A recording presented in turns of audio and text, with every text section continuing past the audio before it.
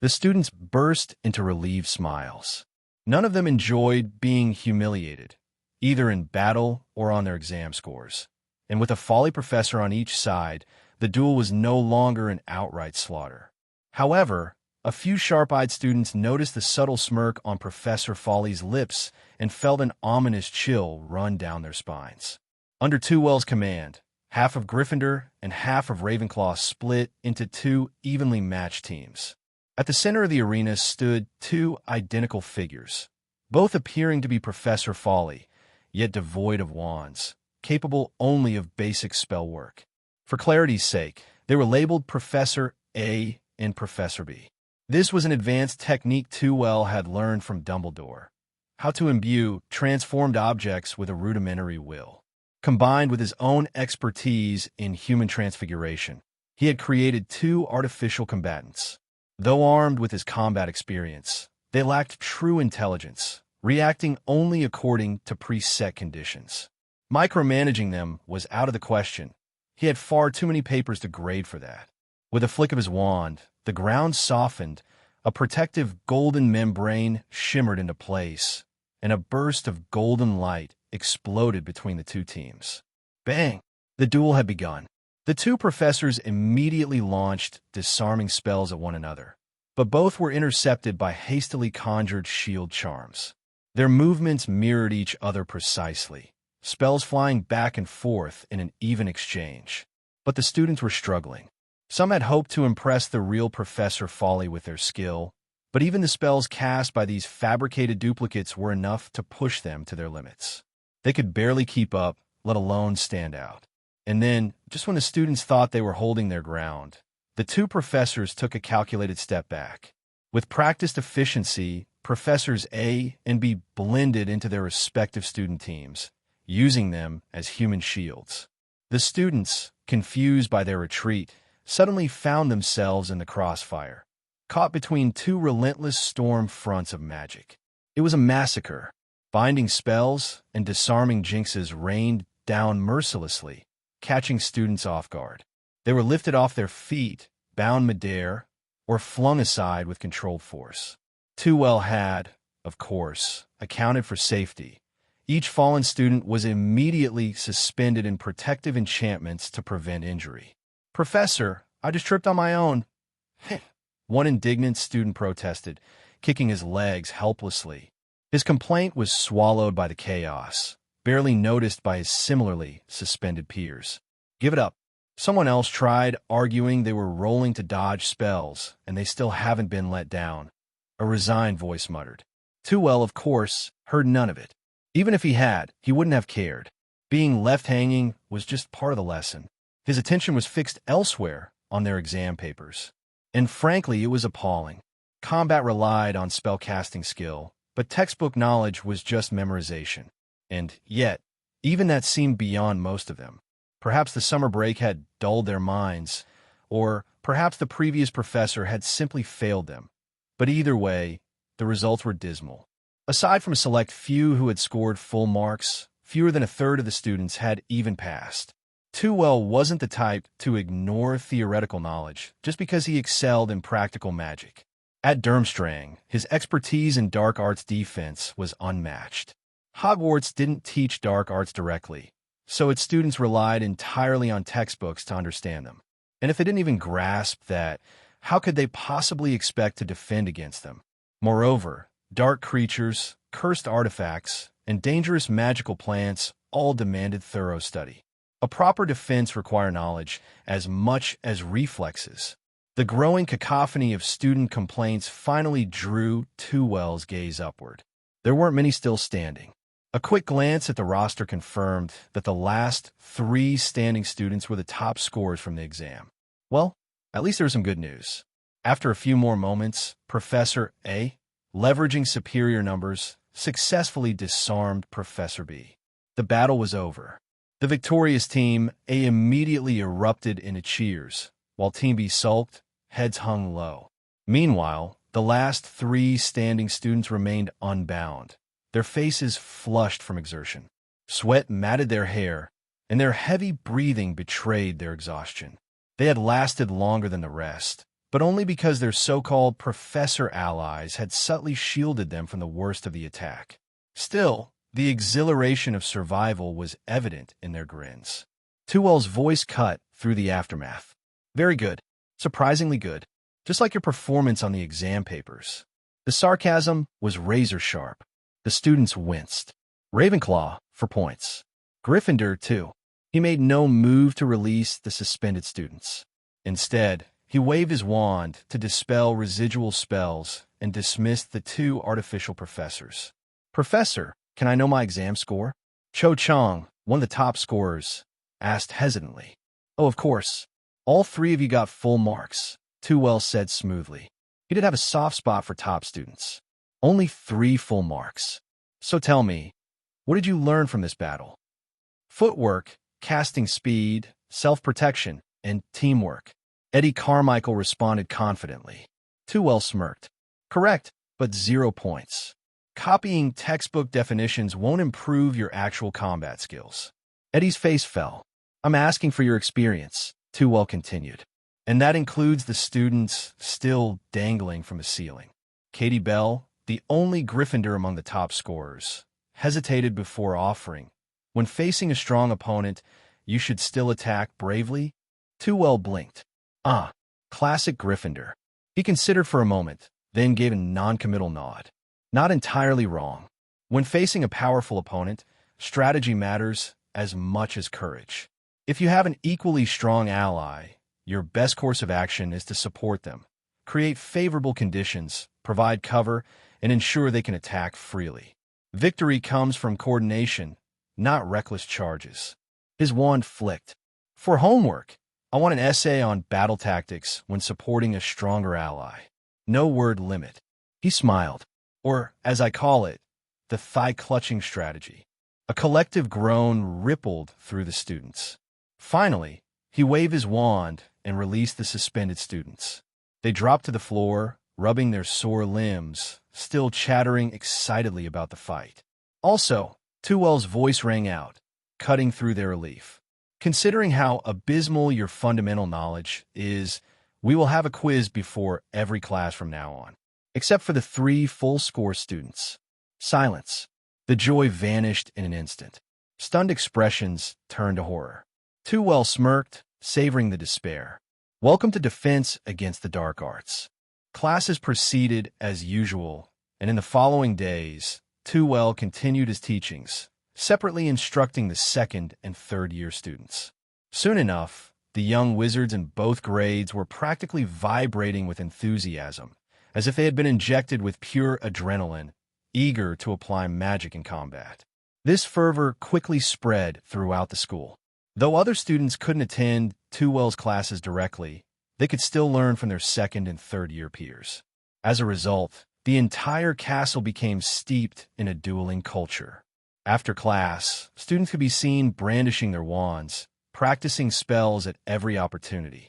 Every so often, someone would be caught off guard by a stray jinx or hex, sending them tumbling. Soon, counter curses for binding and stunning spells became the most commonly practiced incantations in the school, with students striving to master them out of sheer necessity. Despite repeated warnings from the prefects, the chaos only escalated, until the Weasley twins accidentally struck Professor Quirrell on the back of his head with a misfired spell. It was the first time the students had ever seen him truly furious. Normally mild-mannered and nervous, Quirrell uncharacteristically docked 50 points from Gryffindor and sentenced the twins to 2 weeks of detention. Following a subtle but pointed reminder from Professor McGonagall, Tewell was forced to address the entire student body in the Great Hall, reiterating the strict rule against using magic in the corridors. Any violators would be subjected to 10 grueling written exams as punishment. Of course, the professors knew that outright prohibition was futile. Practicing magic was essential for any budding wizard. After some deliberation, Dumbledore permitted students to practice spells in designated empty classrooms, equipping them with cushions and training dummies to minimize injuries. Only the first years remained detached from this wave of enthusiasm. They had yet to master even the basics of magic, let alone anything remotely combat-related. Their spell work was still rudimentary, limited to simple wand movements and channeling magical energy. Successfully casting Lumos to produce a flicker of light was considered an achievement for them. But their progress was not Tewell's concern. He had other pressing matters to attend to. That evening, after dinner, Tewell bid farewell to the ever-curious students and made his way toward Hogsmeade. Unlike the students, who were only allowed to visit the village on designated weekends starting from their third year, he was now a professor and free to come and go as he pleased. The September sky had yet to fully darken.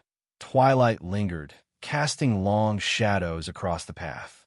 It was his favorite time of day, the brief moment before darkness took hold, when the last remnants of sunlight bathed the landscape in a golden glow. Rather than operating straight to his destination, Tewell chose to walk, allowing himself a rare moment of quiet reflection. Hogsmeade wasn't far from Hogwarts, and he arrived before twilight fully faded. The village, the only entirely wizarding settlement in Britain, was a charming collection of thatched-roof cottages and bustling shops. To outsiders, the oddly slanted, triangular roofs might seem peculiar, but for wizards, the real marvel lay within the stores themselves. Even on a weekday, the village teemed with visitors. Children's laughter rang through the streets, adding to the lively atmosphere. If not for his current business, Tewell might have indulged in a casual stroll through the town. At the far end of the road, he arrived at a shop named Davies and Bands. The door was wide open, and inside, customers browsed various magical goods while the shopkeeper busily attended to them. Business seemed to be thriving. Since the shopkeeper was occupied, Tewell casually perused the shelves. The shop specialized in magical equipment and repair tools, offering everything from enchanted doors to anti-dementia glasses. Among the displayed items were several transparent orbs, each slightly larger than a fist, swirling with an eerie mist. He read the description beneath one of them aloud. Memory sphere, squeeze firmly. If it remains unchanged, you have remembered everything. If it turns red and glows, you have forgotten something. Warning: if you have forgotten what you forgot, this sphere cannot help you. A voice spoke beside him. Good eye. Not many appreciate the utility of those.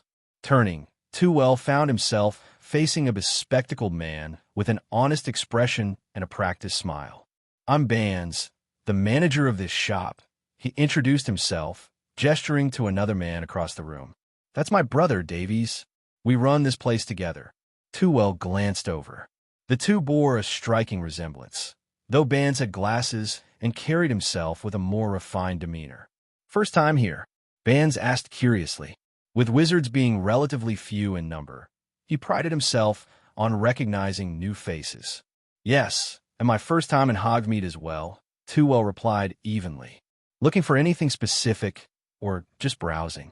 If it's the latter, I'd be happy to make some recommendations, Bands offered, his smile widening. A potential new customer was always welcome. Actually, I'm here to place a custom order. Tewell reached into his pocket and produced a small badge, its surface engraved with a simple yet elegant pattern. I need a batch of these. Bands took the badge with great interest, inspecting it closely. His eyes gleamed with appreciation as he turned it over in his hands. Fascinating craftsmanship. No inherently magical materials, yet it holds a complete shield charm, and a powerful one at that. You've got quite the expertise in enchantment. Tewell cleared his throat, feeling a bit embarrassed. Alchemy wasn't his forte. The badge had been a lucky success, largely thanks to an experimental collaboration with the Weasley twins. Ahem, can you replicate them? He asked, steering the conversation back on track. I need them to maintain a stable, continuous effect, preferably with the ability to be recharged with magic. Magic recharging would allow the enchanted badges to be replenished with energy once depleted, much like the difference between disposable and rechargeable batteries. Ban's expression shifted slightly as he furrowed his brows, examining the badge once more. He even activated the enchantment, testing its limits. Instantly, a significant portion of the stored magic drained away, not just due to a low reserve, but because the shield charm itself was particularly potent, consuming large amounts of energy upon activation. At that moment, Davies finished assisting the last of the customers and walked over. He studied Tewell discreetly before turning his attention to the badge in his brother's hands. Bands quickly relayed the request. Davies listened without interruption, then, without a word, joined his brother in scrutinizing the artifact. For a moment, Tewell might as well have been invisible. The two shopkeepers were entirely engrossed in their analysis, whispering to each other in rapid succession as they tested and theorized. Tewell crossed his arms, watching them with amusement. At least they take their work seriously. Hey, welcome to Firescale Audiobooks. If you enjoy our audiobooks, please consider subscribing to the channel. Also, feel free to share your review in the comments section below. Tewell paid no mind and wandered around the shop by himself. Davies and Bands could be said to be the most famous alchemists in the British magical world. Of course, they rarely identified themselves as such. Most people simply thought of them as the proprietors of a prop shop. Indeed, their shop was relatively small in scale, specializing in practical magical items. In terms of renown, they were far overshadowed by playful establishments like the bouncing Banshee Joke Shop and Zonko's Joke Shop. If it weren't for the Fawley family records detailing the Davies family's story and knowing about their legitimate alchemical heritage, Tewell wouldn't have chosen to come here. On the other side of the shop were Quidditch supplies. Apart from the repair scissors, he also saw some peculiar snitches. His knowledge of Quidditch all came from Victor Crumb, but he knew these snitches didn't come in these styles. Some had wings like dragon spines, some snitches were simply in the form of birds, and there were even square-shaped snitches. Curiously, he picked up the bird-shaped one. It seemed to come to life in his hand, flapping its wings faintly and fluttering a bit, but it couldn't take off. It was like a remote control plane with dead batteries. These are experimental snitches from previous generations of my ancestors, Davies explained. But obviously, they weren't adopted.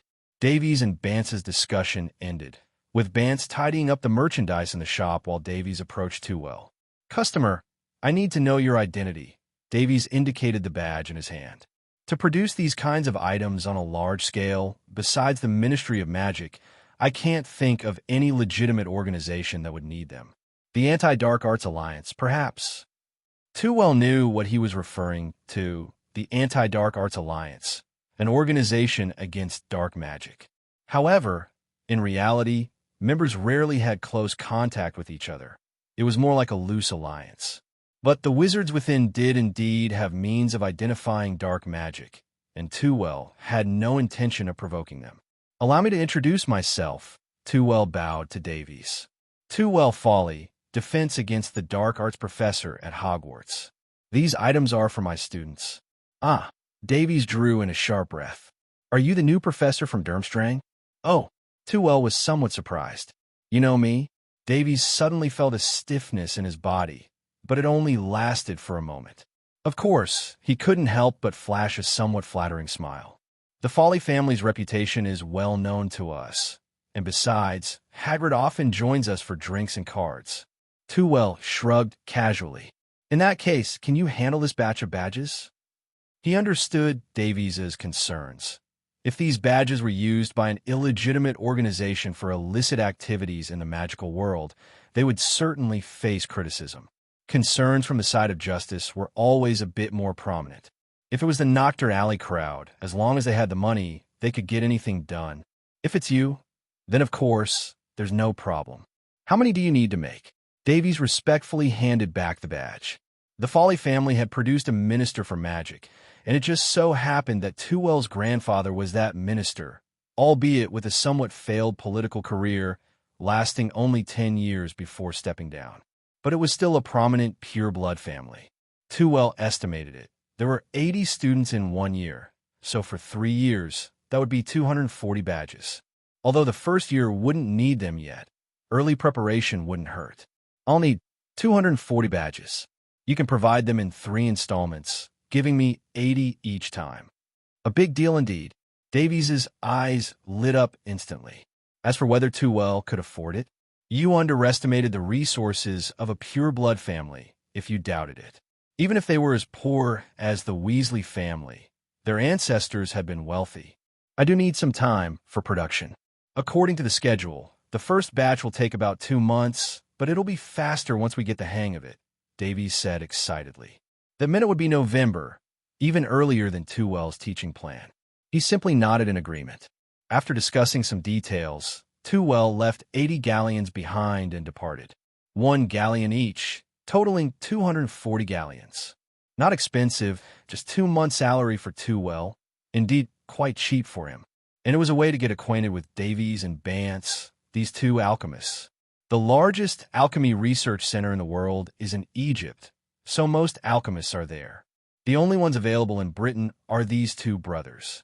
Borgin of Knockturn Alley was also considered a decent alchemist, but he wasn't up to par. Back on the street, there were far fewer pedestrians in the village, and most shops were preparing to close. Compared to the rich nightlife of Muggles, wizards could be considered dull. In the increasingly progressive world of Muggle technology, wizard society seemed to have hit a standstill button. Apart from the regular newspapers, there was little else for entertainment except for occasional music. That was the state of the magical world. Stagnant. Tewell hadn't planned to linger here, but he spotted a familiar figure on the street. Quirrell. His distinctive large scarf was covered by a large hood, his face hidden in shadow, only his chin visible. But the smell of Voldemort emanating from him, even across the street, was detectable by Tewell. This evil aura, Tewell was all too familiar with it. He took out a ready-made black cloak from his wallet and covered his face, imitating the style. A small tip, whether you're a dark wizard, a white wizard, or somewhere in between, learning some techniques to hide your appearance is the first step in integrating into society. Tewell could also use human transfiguration, subtly altering his appearance, a skill his teacher excelled at. But there was no need for it now. Following Quirrell, Tewell trailed behind the 2 individuals into this rundown bar. The Hogsmeade Inn. It was a narrow, quaint little bar. So narrow that with just around 10 people inside, it felt as crowded as if there were hundreds. So quaint that the windows were caked with grime, as if they had accumulated dirt for centuries, barely letting any light through. The same grime was present on the tables, chairs, and floor. And here, concealing one's face was the norm, apart from those like Hagrid who couldn't quite manage it. Everyone else wore hoods or veils. So when Tewell entered, he didn't attract any attention. Only the indifferent bartender of the Hogshead and walked over, not exactly treating him like a customer, more like addressing a nuisance. What'll it be? Tewell sized up the bartender with a hint of amusement. Tall and thin, his long hair and beard were both grayish-white, and his deep blue eyes carried a sense of indifference. If Tewell didn't know the plot, he would never have associated him with Albus Dumbledore, the renowned headmaster of Hogwarts. Yes, this was Albus's younger brother, Aberforth Dumbledore. While his brother was the foremost white wizard, the famous headmaster of Hogwarts, Aberforth was the owner of a run-down bar in a small village. It seemed that Tewell's scrutiny had annoyed the bartender, and Aberforth impatiently repeated his question. What'll it be? Butterbeer or fire whiskey? Or are you staying the night? Just a bottle of butterbeer, Tewell replied casually, quickly finding an empty table conveniently located neither too close nor too far from Quirrell. Quirrell also ordered a bottle of butterbeer and was engrossed in drinking it. Compared to other bars, this one was relatively quiet, with Hagrid playing cards on one side, making quite a commotion as he discussed magical creatures with others. However, when Tewell saw the bottle of butterbeer brought to him, he immediately lost his desire to take a sip. The grime on it was greasier than Professor Snape's hair and more nauseating than the garlic smell on Quirrell. It must have been deliberate on Aberforth's part, just to retaliate for Tewell's earlier impoliteness. Both brothers were becoming more childish as they grew older. Tewell shook his head slightly. As for that bottle of beer, he'd pass. Sitting at the bar, Tewell didn't intentionally observe Quirrell's actions, but, like him, listen in on the conversations of those around him. They say someone broke into Gringotts Bank and even managed to escape. You're behind the times. That someone not only broke into Gringotts, but also emptied it out. The goblins are scratching their heads about how to make up for their losses. In my opinion, Gringotts orchestrated the whole thing, secretly pocketing the assets of their depositors and claiming they were stolen by someone else. Tewell's face, hidden under his hood, twitched slightly. What was I expecting? Probably the same as Quirrell, whose shoulders slumped, clearly impatient, his hand resting on the table as if ready to leave. At that moment, Hagrid suddenly spoke up, causing Quirrell to quickly settle back down. Well, you haven't seen a three-headed dog. I raised one for a year, starting from one this small. He gestured with his hand, and it grew as tall as the ceiling. The only trouble is, three heads tend to argue. Just that one sentence from Hagrid was enough to calm Quirrell down, who now listened attentively to Hagrid's conversation. However, Hagrid only briefly mentioned the three-headed dog, and the rest of the conversation was about his love for dragons, leaving Quirrell somewhat disappointed. But this also revealed Tewell's understanding of Quirrell's purpose tonight. So, he's still worrying about the three-headed dog. A slight smile curved Tewell's lips as he picked up his untouched beer and quietly sat down beside Hagrid. This action wasn't conspicuous. There had always been people coming and going around Hagrid as they played cards. After sitting quietly for a while, Tewell suddenly spoke up. I also have a three-headed dog, a big one. They're wild and difficult to train. I don't know how you manage to tame yours. If I didn't know their weaknesses, I'd probably have been bitten to death by now. With a topic to discuss, Hagrid's enthusiasm was piqued. Not many were willing to talk about magical creatures with him, given his different perspective on these creatures. It's quite simple. Three-headed dogs like to eat cooked meat, but they don't mind raw meat either. If you feed them raw meat regularly and then give them cooked meat during training, they'll obediently follow your commands during training. Hagrid enthusiastically shared a lot more, but Tewell didn't catch the rest. He only needed to know one thing. The bait was set. Ever since he brought up the topic of the three-headed dog, Tewell had sensed a subtle gaze watching him. No need to guess. Only Quirrell could have been watching for so long. After expressing his gratitude to Hagrid, Tewell hastily left the bar, pretending to be a wizard who had just learned a new trick and was eager to get home to train his three-headed dog. However, after leaving the bar, his pace slowed slightly as he walked slowly towards the village entrance, strolling along the deserted streets. Chilo, also patient, trailed behind him, seemingly unbothered by Tewell's attempts at misdirection. Standing at the village entrance, Tewell grew impatient, performing a clumsy disapparition gesture. Sure enough, Chilo quickly emerged from the shadows. "Friend, don't leave just yet." His voice carried a hint of cheerfulness, aiming to ease Tewell's guard. "Can we have a chat?" "Who are you?" Tewell feigned surprise, taking 2 steps back. "I need to get home quickly, so I won't chat with you." "Don't be hasty, my friend." Chilo pulled out a small pouch, its contents jingling crisply. "Just answer a simple question for me, and you'll receive 20 galleons. It's quite simple." Tewell chuckled wryly. Bribing Hagrid with dragon eggs left him with only 20 galleons to offer. Besides, he wasn't planning on revealing anything directly. Pretending to be enticed by the galleons, Tewell paused before saying, "What do you want to know?" "I can't guarantee I know anything too difficult.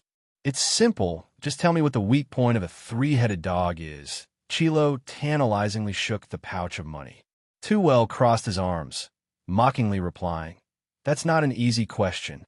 I doubt you've been sitting in the bar all this time without finding the answer." Chilo grew visibly irritated. Tewell's demeanor clearly challenged him. "Don't get cocky. I can always ask the big guy." "Well, then go ahead and ask." Tewell waved dismissively at Chilo. "I'll be back next week. You can come find me if you still haven't figured out the answer by then." Before Chilo could respond, Tewell vanished in a flash, leaving behind his previous clumsy demeanor. Chilo suddenly realized he had been played. That fearful demeanor just now was intentional, meant to deceive him into lowering his guard. "You've been careless." A low voice emanated from Chilo's hood. Chilo immediately clasped his hands in front of him, respectfully saying, "Master, it's my fault. That person is not as simple as he seems on the surface." I mean, you've been targeted from the moment you stepped into the bar. The voice of Voldemort became harsh, causing Chilo to tremble with fear. I don't understand what you mean, my master. That man has been observing you since he entered the bar, aware of your every move, you fool. Voldemort also felt immense anger because this was something he had just realized. He, the great Dark Lord, had been tricked by a cunning individual. Make sure to come back next week. Tear the soul out of this man and let me see what's inside. On Thursday afternoon, Harry and Ron hurriedly made their way to the first floor, heading to the classroom for defense against the dark arts. I wonder what Professor Fawley will teach us, Ron asked eagerly as they jogged along. Harry wasn't as optimistic. What if the professor gets mad if he finds out we can't even perform a single spell? Maybe he won't even bother teaching us. Ron waved his hand confidently. Don't worry, besides that Granger, no one in the entire first year can cast a spell. The professor might teach us advanced magic right away. After learning it, I'm going to give George and them a good telling off. As they climbed the mischievous stairs, it was clear they were late. They rushed into the classroom, where their classmates were already seated, taking a test, while Professor Fawley sat at the front, engrossed in a book. Awesome, Ron whispered in admiration. Even though they had heard it 100 times before, seeing their own names appearing above their heads, accompanied by a fleeting golden light, filled them with wonder. Harry nodded in agreement, but Professor Fawley had already looked up at them. I believe, he said suddenly, you two are the only ones late to my class. Harry immediately shrunk back. Sorry, Professor, we got lost. Fawley said nothing, but gave Harry a deep look. As they nervously adjusted their robes, he spoke again. This won't set a precedent, but as punishment, you'll have 5 minutes less to complete the test. The first-year test was very simple, mainly testing their familiarity with the textbook. As long as they had flipped through it, they could answer about 70% of the questions. Relieved, the two quickly found seats, anxiously waiting for 2 test papers to float over 5 minutes later. Fawley continued to gaze at his Wizard Chess Basics book. He had mastered the rules of Wizard Chess, and now all he needed was a practice partner to test his skills. After half an hour, the last grain of sand fell in the hourglass, but everyone was still struggling through the final moves. Harry, can I see yours? Ron whispered eagerly. Harry wordlessly showed him his paper, which looked just as disastrous as Ron's. Fawley clapped his hands twice, and all the papers floated lightly toward the front of the room, forming a stack. No need to worry about your grades. I anticipated your level of knowledge, he said. Hermione grumbled quietly, but to her surprise, the sound carried in the quiet classroom, and everyone heard it clearly. The young witch blushed and looked somewhat flustered, eager to explain. Of course, I know some of you have already prepared well with the textbook, and I didn't mean to belittle your efforts, Fawley continued. To be honest, I prefer your blank slate situation, as it allows me to lay a strong foundation for you. Fawley drew his wand and smiled as he addressed the class. So, are you all ready? We're ready, the students replied excitedly. Excellent, very spirited. Fawley nodded in satisfaction. But I also know you don't know any magic yet, so the content of combat-like courses will depend on your progress in Charms class.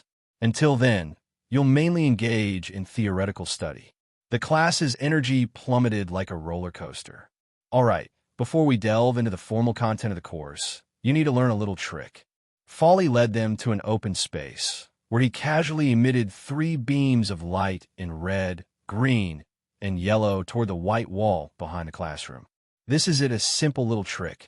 It's not a spell, just pure magical light that won't hurt if it hits someone. You can use this technique outdoors for long-distance communication. Red light means danger, green light means safety, and yellow light means special circumstances. Of course, yellow light isn't very visible during the day, so green light can be used instead. The young wizards were unimpressed. They were still hoping to learn powerful and flashy spells and engage in intense battles with the professor. Fawley quickly caught on to their thoughts. I must remind you that this little trick is important. Every student must learn it before we can move on to the next lesson. They then adjusted their expressions and earnestly practiced the technique on the white wall. It was quite simple. Anyone who paid attention in Charms class could quickly master emitting light. The only difficulty was making the light change color at will. But with more practice, in less than half an hour, almost everyone had completely mastered the technique. Except for one student.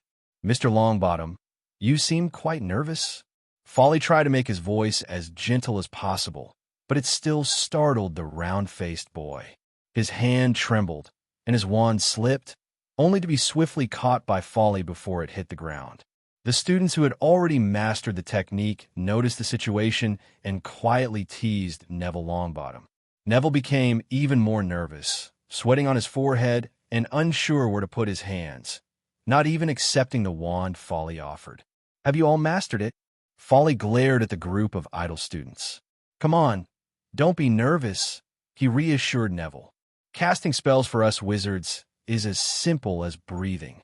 I believe you've had experiences where breathing is natural, but when you focus on it, you seem to forget that naturalness. Professor, I might not be a wizard, Neville said, almost on the verge of tears. Fawley chuckled and patted Neville's shoulder. Through legitimacy, he had long seen that Neville's memory loss was due to being affected by a forgetfulness charm. It was unclear what had caused the renowned swordmaster from a previous life to have such an experience. I can assure you, you are a wizard, a powerful wizard, Fawley continued as Neville looked up in surprise. You're just too nervous, too focused on some useless knowledge. He placed the wand back in Neville's hand. Forget everything now. Feel your magic instinctively, and then release it. Fawley's voice was hypnotic, almost like a demonic whisper, enchanting Neville, causing him to unconsciously raise his right hand. Bang! A large burst of red light slammed into the wall, causing a chunk of plaster to fall off, startling the surrounding students. They gathered around Neville once again, but this time, their eyes were filled with astonishment. Neville was shocked by his own magic, opening and closing his mouth several times without knowing what to say. Fawley waved his wand, repairing the wall. This is for the damaged wall caused by Mr. Longbottom. Gryffindor loses 1 point, he said with a light laugh, looking at the stunned students. Ron burst into laughter, and everyone followed suit, with Neville laughing so hard that tears filled his eyes, unable to stand up straight. All right, Fawley redirected their attention. Since everyone has mastered this technique, today's lesson ends here. There's no homework, but the only requirement is to practice this little trick more, which will greatly help you in the next lesson. After finishing his classes with the first-year students, Fawley's tasks for the week were mostly completed. The second and third-year students initially expressed dissatisfaction with the lack of punishment for the first-year newcomers, but once they learned that the newcomers had only learned how to emit light with their wands, their discontent disappeared. In fact, a special camaraderie formed, with the older students openly mocking the newcomers. Gryffindor Common Room. Fred, show Ron what real combat looks like, George said seriously. Fred made an okay gesture and then pulled out his wand in the common room. Stun! A red beam shot out, hitting George accurately, but the light dispersed, and George showed no signs of being stunned. He even grinned. Fred, he frowned in dissatisfaction. Didn't you say you learned some powerful magic from Professor Fawley? Hurry up and give me a proper beating. Fred innocently shrugged. The professor only taught me this. Ron didn't know what to say in response to the teasing and could only look at the mischievous twins with resignation.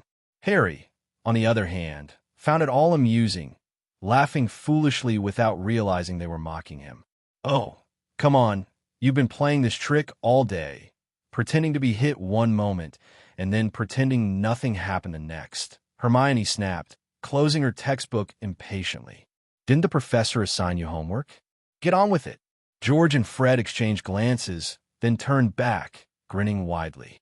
Sorry to disappoint you, but we've already completed the professor's essay. Now we're just waiting to hand it in and claim that reward. But the reward is mine, George, so you might as well give up on that idea. Nonsense. I spent 10 minutes longer on mine, so my essay must be 10 times better than yours. Heh. My essay is 1 inch longer than yours. Professor Fawley will surely know that I've written something more detailed than yours. The two of them argued unabashedly, earning eye rolls from the older students.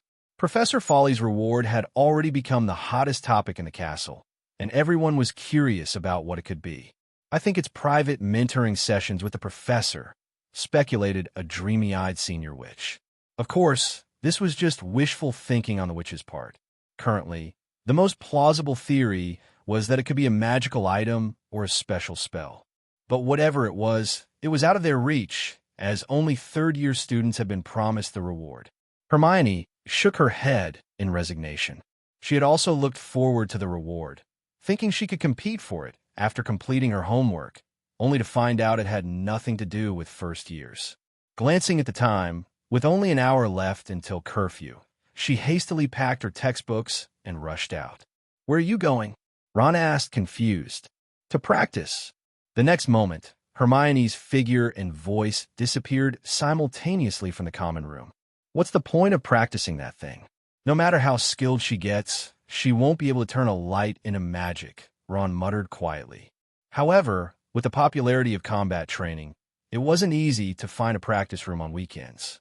Hermione checked several classrooms in succession, but they were all crowded with young wizards practicing combat. Just as she was getting a bit out of breath from her search, a voice suddenly sounded in her ear. "What are you looking for?" Fawley stood in the corridor outside his office, watching the witch who was looking around curiously. The torchlight flickered on his face in the night, casting a somewhat eerie glow on his fair complexion, and Hermione was startled by his sudden appearance. Fawley waved to catch her dropped backpack, which surprisingly felt heavy, not at all like the belongings of a first-year student, but more like those of a fifth-year student preparing for their OWL exams. "Profs, sir, I didn't notice you were here," Hermione said, flustered, as she glanced around the corridor and realized she had wandered to the offices of the two professors of defense against the dark arts. "No need to be nervous. Curfew hasn't started yet," Fawley said, opening the office door. "But it's rare for first years to be wandering the castle at this hour. Would you mind coming in and chatting with me?" He held her backpack as if it were a hostage, leaving Hermione unable to refuse, nor did she want to refuse. Getting personal guidance from a professor was much better than practicing alone, she comforted herself. Stepping into the office, she realized it was her first time entering a professor's office. The candlelight flickered as Fawley moved around, illuminating the office's layout. Books. There were so many books here. There were 2 large bookshelves by the door, 3 more behind the desk, all packed full. Even the desk had a pile of books on it. Besides that, there were only a few items covered in black cloth, occupying corner. This strengthened her belief in the correctness of her reading plan. "If I can read all these books, I can surely become as skilled as the professor. Have a seat. Tea or pumpkin juice?" Fawley asked gently. He used to only serve tea to guests, but after trying Hogwarts pumpkin juice, he now had an extra beverage option. Hermione sat down somewhat hesitantly and whispered, "Tea is fine." In less than a second, a teapot and cup clattered over to her, pouring a steaming cup of English breakfast tea. There was sugar and milk on the side. Seeing that Hermione had no intention of drinking, the cup anxiously spun around in front of her, almost spilling the tea. Hermione belatedly picked it up. The professor was drinking pumpkin juice. This contrast surprised her. She had thought someone as elegant as the professor would be sipping tea with grace. But it also made her realize that the professor had only recently graduated and was only 7 years older than her. This discovery relaxed her entirely. As if sensing the girl's surprise, Fawley smiled and said, "I only discovered this delicious beverage after coming to Hogwarts, unexpectedly finding it to my taste. I hope you won't look down on me because of this." "Why would I?" Hermione eagerly looked up. "On the contrary, I think you seem kinder now." Fawley's smile faltered. Was he at an age where he could be described as kind? But this momentary strangeness was quickly masked, and his smile returned. "I'm glad to make you feel comfortable. So, can you tell me why you're wandering the castle at this hour?" Hermione found it strange that Fawley emphasized the word comfortable, but she quickly brushed it off. "The professor asked us to practice that technique more. I just wanted to find a place to practice." Tewell looked at Hermione with some surprise. He had only casually assigned such a task to prevent the first-year students from slacking off due to lack of homework. He hadn't expected anyone to actually follow through with it, let alone execute it so diligently. As Tewell spoke, he pulled out a test paper. To be honest, I was worried you might focus too much on theoretical knowledge and neglect practical application. The first thing Hermione noticed wasn't the test paper, but Tewell's hand. His fair and well-defined hand looked like a piece of art, but on his slender index finger was a dark golden ring with a black gemstone engraved on it, captivating her eyes like a black hole. Tewell withdrew his hand, and Hermione snapped out of her trance. She embarrassedly averted her gaze and focused on the test paper. It was the test paper she had done in her first class, with no traces of correction, identical to the one she had handed in. You were the only one in the first year to score full marks. Even Mr. Malfoy, who came second, couldn't answer some of the knowledge beyond the textbook. Facing Tewell's approving gaze, Hermione blushed and lowered her head. I've just read more books, and your test wasn't too difficult. Remembering the textbook knowledge was enough to achieve this level. Thinking of Harry, the savior with dismal grades, Tewell chuckled happily. It's better to keep those who can't even pass from knowing about it. If they found out, they would be angry. However, there aren't many young wizards like you. May I ask, did you memorize the entire book? Hermione immediately looked up with joy. Yes, not only Dark Magic, Self-Defense Guide, but also the textbook for Transfiguration and Charms classes. I've memorized them all. Professor, you must have memorized quite a few books too, right? This was her pride. Coming from a Muggle background, she worried about falling behind her classmates in school. After getting her textbooks, she spent nights flipping through them and even memorized them. However, Tewell dampened her spirits. The more books you read, the less you'll rely on memorization. Understanding is more important than rote learning. Memorizing without understanding is meaningless and only takes up precious time. Tewell never saw the point in memorizing things that didn't hold meaning. Of course, his memory was good, but there was a subtle difference between memory and rote learning. He only memorized things he urgently needed to understand. Seeing Hermione's crestfallen expression, Tewell comforted her. Of course, your ability to memorize shows your dedication. As a professor, I always have a soft spot for hard-working students. But it's crowded here, so I can't give you practical exercises. Let me help you with any learning difficulties instead. The girl's face immediately brightened, excitement shining in her eyes, completely erasing her previous disappointment. Tewell marveled inwardly at how girls' emotions were more complicated than the four elements. With Tewell's permission, Hermione eagerly presented questions accumulated during classes, ranging from dark arts defense to transfiguration and other subjects. Even though Hermione was brilliant, she was still a new student, so her questions weren't overly complex. Thus, even astronomy questions could be easily answered by Tewell's deep knowledge. Time passed swiftly, and soon an hour had gone by. Tewell took a sip of pumpkin juice, only to find his cup empty, realizing it was already 10 o'clock. For him, it was just the start of a night study session, but for the students, it was curfew time. Oh, it's already this late. Let's end it here for tonight. Hurry back to the common room. If you encounter any other professors or caretakers like Filch, just say you were receiving tutoring from me. Hermione nodded dejectedly and left Tewell's office, feeling listless. Tonight she learned a lot, not only from the textbooks, but also from many peculiar perspectives she had never heard of before. Like how ordinary spells, when mastered with profound knowledge of magic, could unleash powerful effects. This was something she had never seen in the textbooks. Watching Hermione leave, Tewell stood at the door in a daze. What? Try to use that little witch as your new, what's sit call, pawn? A dispassionate voice echoed in Tewell's mind. But he didn't answer, instead fiddling with the ring on his hand. Tonight, he was actually researching dark magic, delving into dark magic he had never touched before. One of the unforgivable curses, the soul-severing curse. Tewell excelled in many magics, transfiguration, fiend fire, ironclad curse, and many other strange dark magics. But if there was one thing he excelled at the most, it was the study of souls. This was also because a soul resided in the ring on his hand, constantly attempting to corrupt his own. Hey, don't just smear souls around. It's only the first 3 years, okay?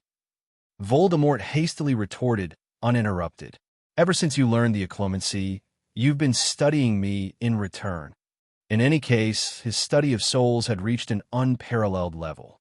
But he had yet to lay hands on the 3 unforgivable curses. The soul-severing curse, controlling souls. The heart-piercing curse, tormenting souls. The life-ending curse, destroying souls. The deeper he delved into soul studies, the deeper his fear of these 3 curses grew. If it was simply a matter of use, he could have effortlessly accomplished it 5 years ago.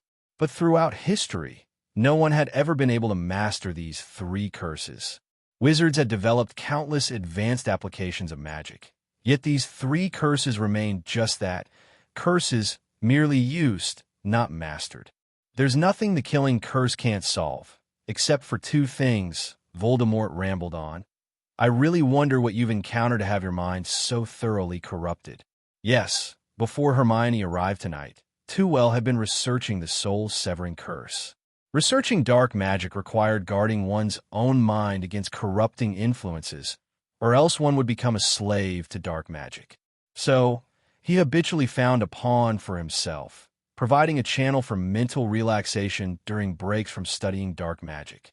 But while researching the soul-severing curse, he could keenly experience a sense of control, a pleasure of manipulating a life as he pleased. This pleasure, in the negative influence of dark magic, could be considered low-grade. But for Tewell, who naturally felt he was controlling the narrative of the world, such thoughts were inherent. So he almost lost control of his mind. Yet, in a moment, he seemed to sense the essence of the soul. And in that moment, his consciousness returned to his body, leading him to flee in panic to the outside of his office, seeking to soothe his troubled mind. I have seen something you have never seen, Voldemort, Tewell sneered as he watched the torches gradually extinguish outside, his figure also disappearing into the darkness. It is the greatest secret of the soul. The weather on the weekend was lovely, and the students were relaxed, especially during the first weekend of the school year. The courses hadn't yet delved into the main topics or difficulties, except for Tewell's unusually challenging paper. So, the students enjoyed playing in front of the castle without much stress. Seeing the students playing outside from early in the morning, Tewell couldn't help but feel happy. Yesterday, he had verified once again, just as he had sensed, that the essence of the soul wasn't merely thought, as academia believed, nor was it memory. In reality, the soul was like the filling in a sandwich cookie, a collection of all non-physical aspects outside of your physical body, including a wizard's thoughts, memories, magical power, and even their spirit. Tewell had long suspected this. When he researched the soul, he found that it could influence so many things far beyond what a single aspect could describe. Understanding this, he realized the power of the 3 unforgivable curses. He could simply control someone's magic, rendering them unable to wield it. He could also disrupt someone's magic, artificially controlling magical outbursts. He could even erase someone's magic, turning a wizard into a muggle. Of course, this was not something Tewell could currently achieve. The significance of last night's research for him was a deeper understanding of the soul. And the badge had a response again. Tewell took out the badge from his pocket. After a night of agitation, it had returned to its original radiant state. The 4 symbolic animals on it seemed to come alive, their eyes unusually lively, emitting a faint warm glow. This was how it looked when he first arrived through the portal, and it was the original appearance of the badge that had guarded him for 5 years. With his strength increasing, the badge once again possessed power, and he could clearly feel the life force emanating from within it. This power continuously eroded the power of the curse, and the 2 forces battled between revival and extinction. Tewell knew that eventually the power of the badge would diminish, and the curse would prevail. But it didn't matter. At least he had bought himself some more time. Why did he feel like he was inserting coins to continue his life? Putting the badge back into his pocket, Tewell lightly patted it twice, then looked outside. The sunlight seemed to become a bit brighter. In a great mood, he walked briskly to the great hall, his smile evident to all the students. "What's happened to make you so happy?" Professor Flitwick was the first to ask. Tewell smirked, making a tiny gesture with his hand. "A bit of progress in magic." "It must be more than just a bit of progress to make you this happy," Professor McGonagall said enviously.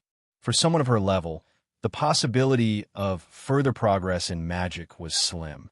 It would take years of accumulated experience to gain even a bit of insight into increasing her power. Well, it really wasn't just a bit of progress. Tewell didn't dare discuss this openly with Professor McGonagall and quickly changed the subject. "What do professors usually do on weekends? Why haven't we seen any of them coming for breakfast?" "It depends on the professors," McGonagall pondered. "Most of them are engaged in activities they enjoy. Professor Sprout is probably tending to the herbs in the greenhouse. Professor Snape likes to research potions in his office. Professor Kettleburn is likely taking care of his, little darlings. So, Tewell, you can also take this time to do something you enjoy." Something he enjoyed? Like a hobby? But Tewell didn't even know what his hobby was. Under the shadow of death, he was constantly trying to find ways to survive. Having hobbies seemed too extravagant for him. But now at Hogwarts, the atmosphere here allowed his tense spirit to relax a little. So, finding a hobby for himself? Tewell wasn't sure what he liked at the moment. So he decided to stay in the Great Hall and quietly observe the young wizards. Little did he know, the young wizards were also observing him. Did Professor Flitwick just notice me? A Gryffindor girl suppressed her excitement, but failed to notice that her entire being was curled up in excitement. It was hard not to notice. The professor was clearly looking at me. Look, he glanced at me again. Another girl looked disdainfully at her friend. This look immediately plunged the two into a childish argument, all for the sake of winning the attention of a professor. Hermione rolled her eyes discreetly, eating her breakfast while flipping through the book in her hand. "Oh my goodness, is that even a book for human eyes?" Ron remarked. He hurriedly finished breakfast, but remained seated in the Great Hall, planning to have a tense and exciting wizard chess match with his roommate, Seamus Finnegan, during this time. But before the chess game even started, he was stunned by the book in Hermione's hand. It was filled with densely packed text, without a single illustration, and what's more terrifying was that he couldn't even understand the titles. Hermione gave the book an irritated pat. "This is a book recommended by Professor Flitwick. It's about advanced applications of magic, which can give ordinary magic powerful effects." The twins nearby seemed to hear the professor's name, as if their DNA had been triggered, instantly appearing at Hermione's side. "What did you just say? This is a book recommended by Professor Flitwick?" George glanced at the title. Multidimensional Effects of Magic. Definitely not something a normal person could understand. Fred stroked his chin, recalling the scene when Tewell had used a levitation charm and knocked down their entire class. "I'm more interested in the advanced applications of ordinary magic. Isn't this what the professor used against us?" George immediately stirred up memories of being dominated by Tewell, but the next moment, he excitedly locked eyes with Fred. They could sense each other's thoughts through their shared understanding. "Does it have any applications for the levitation charm?" They both exclaimed simultaneously. At that moment, a gentle voice sounded behind them. "This is just a theoretical research book. It's a beginner's guide to advanced magical applications. To truly apply it, you'll need to study more." Harry, who hadn't been involved in the conversation, was the first to notice the newcomer's identity. Professor Flitwick. His excited voice drowned out the discussions at the table, echoing through the Great Hall. Tewell smiled gently at him. "I came to see you playing wizard chess. I've been interested in it lately. I hope I'm not disturbing your discussion." After observing, Tewell had found a hobby for himself, wizard chess. It just so happened that mastering wizard chess skills was also necessary to advance. Since Ron had been able to advance, if he could achieve a stalemate with Ron, wouldn't that stabilize his progress too?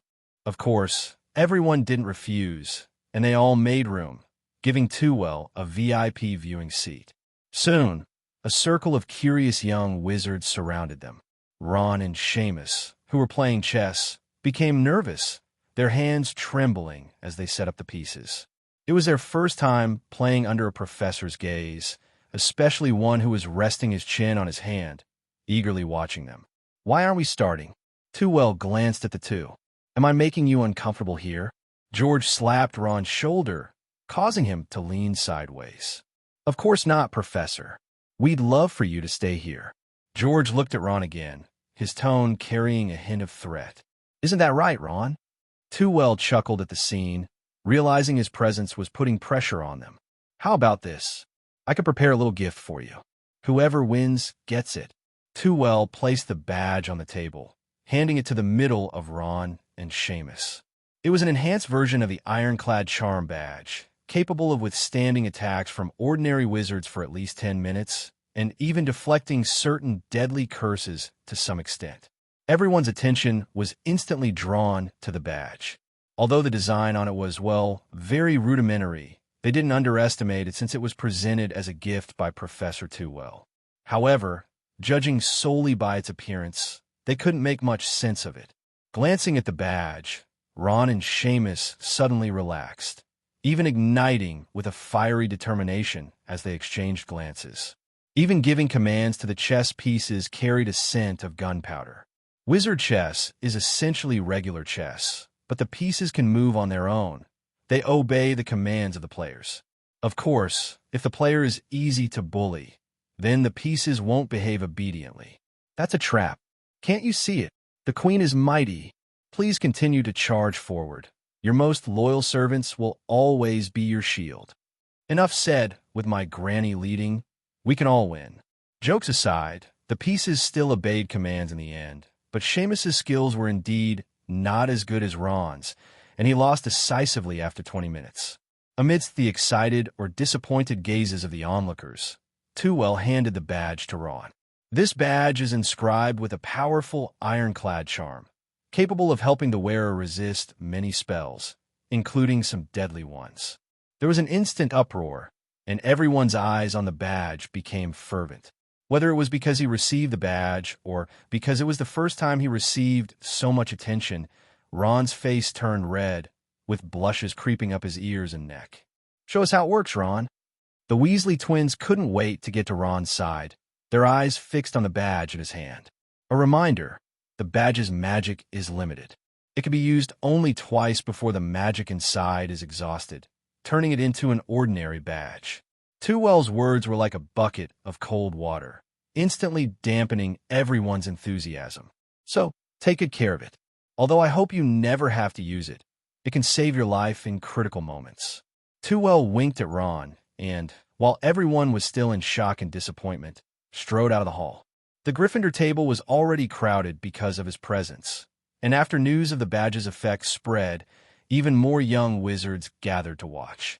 If he stayed any longer, the hall would be packed with idle young wizards, and it would be difficult to leave. One badge in exchange for a high-quality wizard chess duel was a bargain in Trelawney's eyes. Seamus's level wasn't high, just average, but Ron was different. Solving Professor McGonagall's chess puzzle already proved his exceptional skills. And to ensure he got the reward, he almost pulled out all the stops, combining various tactics masterfully. Anyway, Tewell thoroughly enjoyed it. In a cheerful mood, he quietly returned to the fourth-floor corridor, looking exactly the same as he did a week ago, without a single change. Navigating through the familiar checkpoints, Tewell effortlessly arrived at the chessboard. Due to the board's peculiarity, he had to replace one of the pieces to command the black side. Naturally, he chose to replace the king and confidently issued commands to the pieces. Pawn, advance to a6. Knight, capture the opponent's pawn. Queen, return to e7. With a flurry of moves, 5 minutes later, unsurprisingly, Tewell failed. His lips twitched, speechless, as he waved his wand to block the throne the queen had swung down, then vented his frustration by shattering it. Failure was expected, but the unexpected speed of it was the problem. Seamus had lasted 20 minutes under Ron's command, so why could he only last 5 minutes? It seemed he had underestimated this chessboard. While waiting for the pieces to reset, Tewell observed the board. Undoubtedly, it employed a plethora of transfiguration techniques, reminiscent of Professor McGonagall's delicate spell-casting style. Especially during the process of piece restoration, Tewell could sense a controlling will. The shattered pieces were thrown outside the board, but the source of control and willpower remained within the board. In simple terms, the board seemed alive, controlling the movements of the pieces. It was similar to regular wizard chess, but much more refined. Based on his understanding of the soul, this was a fusion of will, memory, and magic. If this was McGonagall's work, Tewell found it somewhat unbelievable. But if it was Dumbledore's, then he understood. Thinking back to the old man's discussion of transfiguration and the display of willpower, achieving this level wouldn't be difficult. From the looks of it, Dumbledore's research on the soul may even be deeper than his own. Tewell couldn't help but feel a weightiness in his eyes. The closer he got to the headmaster, the more he could sense the depth of Dumbledore's understanding of magic. As a teacher who hadn't been actively researching magic for years, he was subtly falling behind in certain aspects. But Dumbledore was different. Living in Hogwarts, active in a magical community, his accumulation of magical knowledge was unparalleled in the contemporary era. This gave Tewell a headache. How could he possibly steal the Philosopher's Stone under the nose of such an old man? He didn't want to end up surrounded by Dumbledore the moment he got hold of the stone. After much pondering, with no satisfactory solution in sight, Tewell decided to let it go. With Quirrell ahead of him, he was more anxious than himself. So, he brushed aside his concerns, got his mood in order, and returned to the chessboard to continue his wizard's chess game. He had to get past this hurdle first, or the Philosopher's Stone would remain nothing but a fantasy. As classes settled into their routine, Tewell found himself more relaxed. Third-year students were still practicing their positioning, with Tewell guiding them through releasing spells while dodging the occasional hex he threw their way. Second-year students were primarily making up for missed fundamentals from the previous year, including spellcasting techniques, magical power output, and some spell applications. This was the grade level Tewell worried most about. Their abilities varied widely. Some students couldn't even maintain a steady magical output, yet they possessed exquisite spellcasting techniques. There were too many students like this, some lacking in all areas, so Tewell had to attend to the struggling students, revisiting first-year content with them. Progress was slow, and almost felt like there was no difference between them and the first years. Thus, the first-year newcomers focused on laying the groundwork, starting with spellcasting guidance. Of course, regardless of the grade level, they all had to undergo quizzes before class. Quizzes no longer covered the entire year's content, but rather summarized previous lessons, making them considerably more challenging. As for how difficult they were, one only needed to listen to the students' evaluations. For the last 2.5 hours of class, Professor Fawley is the best teacher in the whole school. But for the first half hour of class, he's the most detestable. Of course, Tewell hadn't forgotten the reward he promised to the third-year students. In the afternoon, after finishing his classes, Tewell returned to his office to enjoy some peaceful reading time. Knock, knock, knock. The orderly knocking sounded, and without lifting his head from his book, Tewell called out, "Come in." Instantly, the door swung open at the sound of his voice. George's hand was still raised in the air, frozen in surprise as he stared dumbfoundedly at Tewell inside. Tewell raised his head, setting his book aside. "What's the matter? Do I have a man-eating monster in my office?" The four outside the door finally reacted, hurrying in. Once they were inside, the door shut with a click, but they paid no mind, instead discreetly surveying the professor's office. Each year, the Office of the Dark Arts Defense against the Dark Arts Professor is different, so each visit brings a new experience. However, seeing the shelves piled high with books, they couldn't help but inwardly whistle. Even if they graduated, they might not be able to read half of the books here. Tewell could tell what they were thinking just by looking at their expressions, so he tapped the 4 papers on the desk to bring their attention back. "Curiosity can wait. Let's discuss your rewards." The 4 of them instantly lit up with smiles, George and Fred even exchanging excited high fives. "However, before we proceed, I need to address something." Tewell's serious expression cooled the atmosphere. Although the essays of the two Mr. Weasleys have different writing styles, their core content is the same. "What do you have to say about this?" The twins exchanged glances. "It must be Fred. I started writing first." "What's the point of starting first?" "I finished writing first, then you secretly took it to read." As the twins argued, a tall, handsome young man behind them stepped forward. "Professor, may I speak on their behalf?" "Of course, Mr. Diggory." This was Cedric Diggory, the student receiving the reward from Hufflepuff. He glanced at the still glaring Weasley twins. The two Weasleys are twins, and they often act together. Their thoughts and experiences are basically the same. "Professor, you may not know this since you just arrived, but they often have similar essays and assignments from other professors." The Weasley twins immediately switched to a mode of brotherly camaraderie, leaning on each other's shoulders, nodding vigorously to express their agreement with Cedric. Tewell nodded in agreement. He had indeed considered this possibility, and he didn't see any signs of lying in their eyes. "In that case, this reward belongs to all four of you." "Yeah, woohoo!" Davies cheered immediately. Cedric, usually composed, got excited and joined the twins in a hug, cheering along. Only Tewell looked at them with a playful gleam in his eyes. "The reward is just behind the defense against the dark arts classroom. You'll see it when you get there. Hurry up." All four nodded eagerly, cheering as they ran out. But as they ran, Cedric suddenly realized something wasn't right. What kind of reward would be placed behind the classroom? Davies didn't care about the details. He pulled Cedric along. "Stop worrying so much. If it's a reward, it won't be a set of exam papers, right?" At the thought, the twins shivered. "No way. Even if it were exam papers, they would be given to us in the office. There's no need to go to the classroom. The professor's office is small, while the classroom has more space. Maybe it's a substantial reward, so it's arranged in the classroom."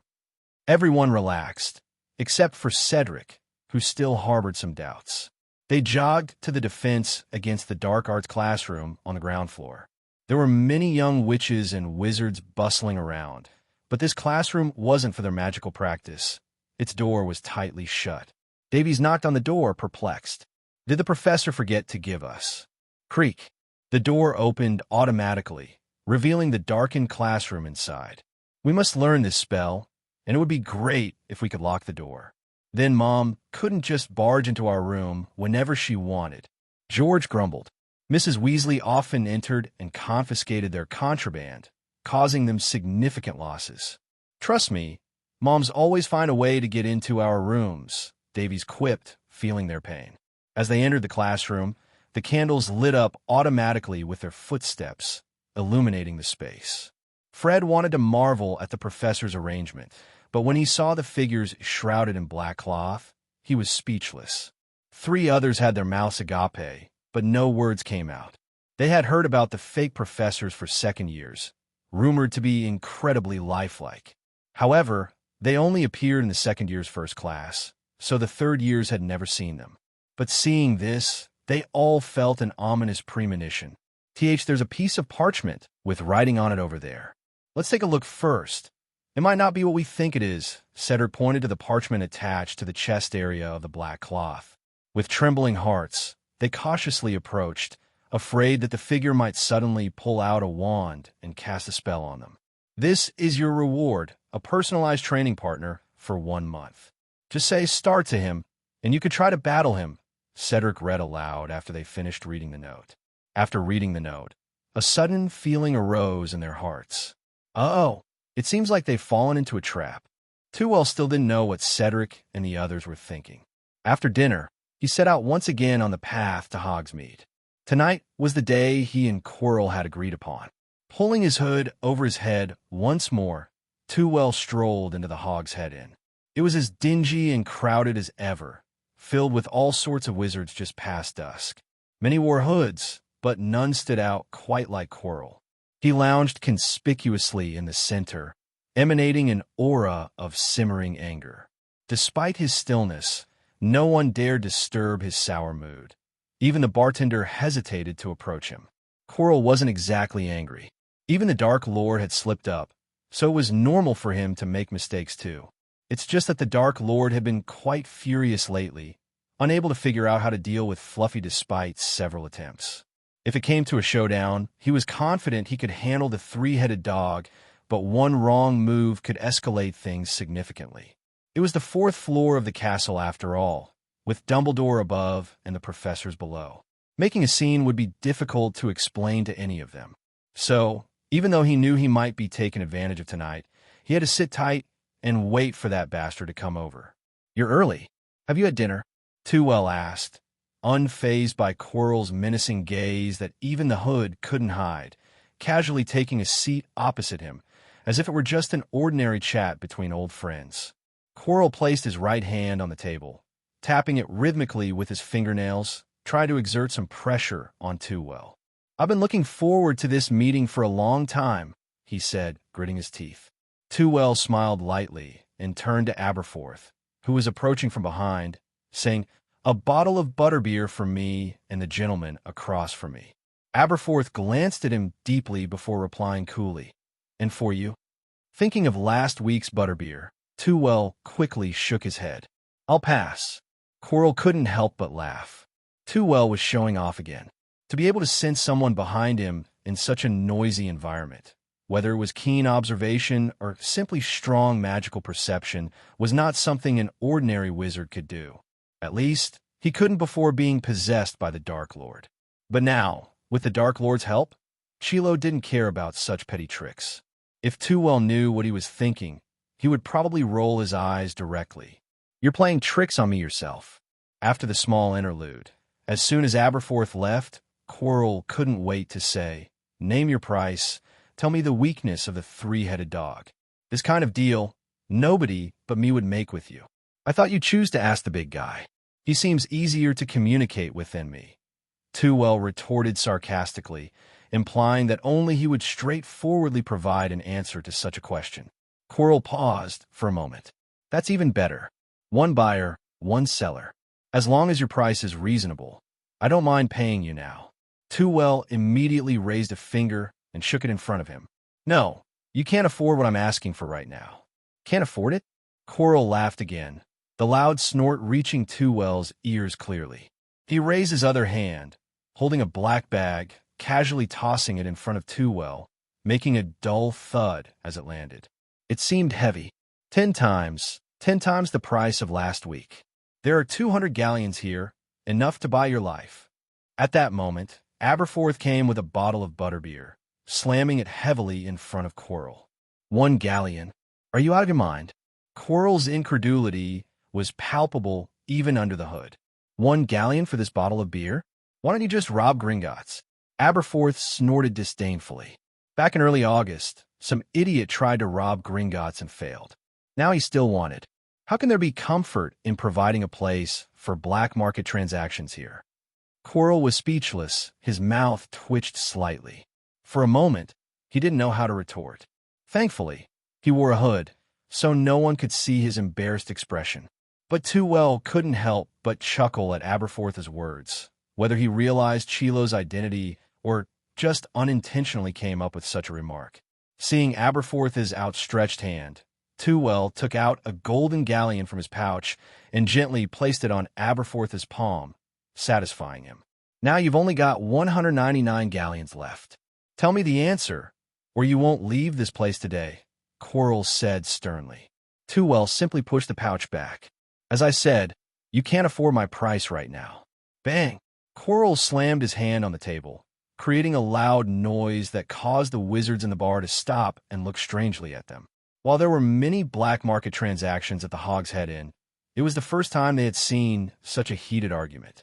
Ignoring the attention, Quirrell turned to Tewell resentfully. "What's your price, then? Let me see if I really can afford it." But Tewell didn't want to keep drawing attention. He cast a Muffliato charm around the table, blocking out the sound from outside.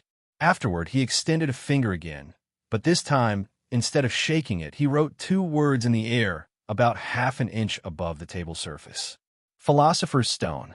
As Tewell made his move, the words Philosopher's Stone also appeared on the table, but as thin as a layer of mist on glass, disappearing the next second. However, It was enough for Quirrell to see clearly. His right hand subtly hovered near the position of his wand as he deeply glanced at Tewell, his demeanor suddenly becoming calm. "Who are you really? How do you know about that thing's existence?" He had made up his mind. No matter what answer Tewell gave, he would find a way to eliminate this threat and prevent himself from being exposed. Tewell glanced at Quirrell's subtle movement and chuckled lightly. "If you can know about that thing's existence, why can't I know about it? You little fool who failed to rob Gringotts." The existence of the Philosopher's Stone was indeed not a secret. Those with ulterior motives could detect some clues, so it wasn't uncommon for wizards at Hogwarts to speculate about its whereabouts. However, they all assumed that Dumbledore kept the Philosopher's Stone close to him, which extinguished any thoughts of robbery. Azkaban's death row inmates wouldn't be foolish enough to try to steal something guarded by Dumbledore himself. But the question is, how did you know about my target? Quirrell's voice grew calmer. Tewell spread his hands and shrugged.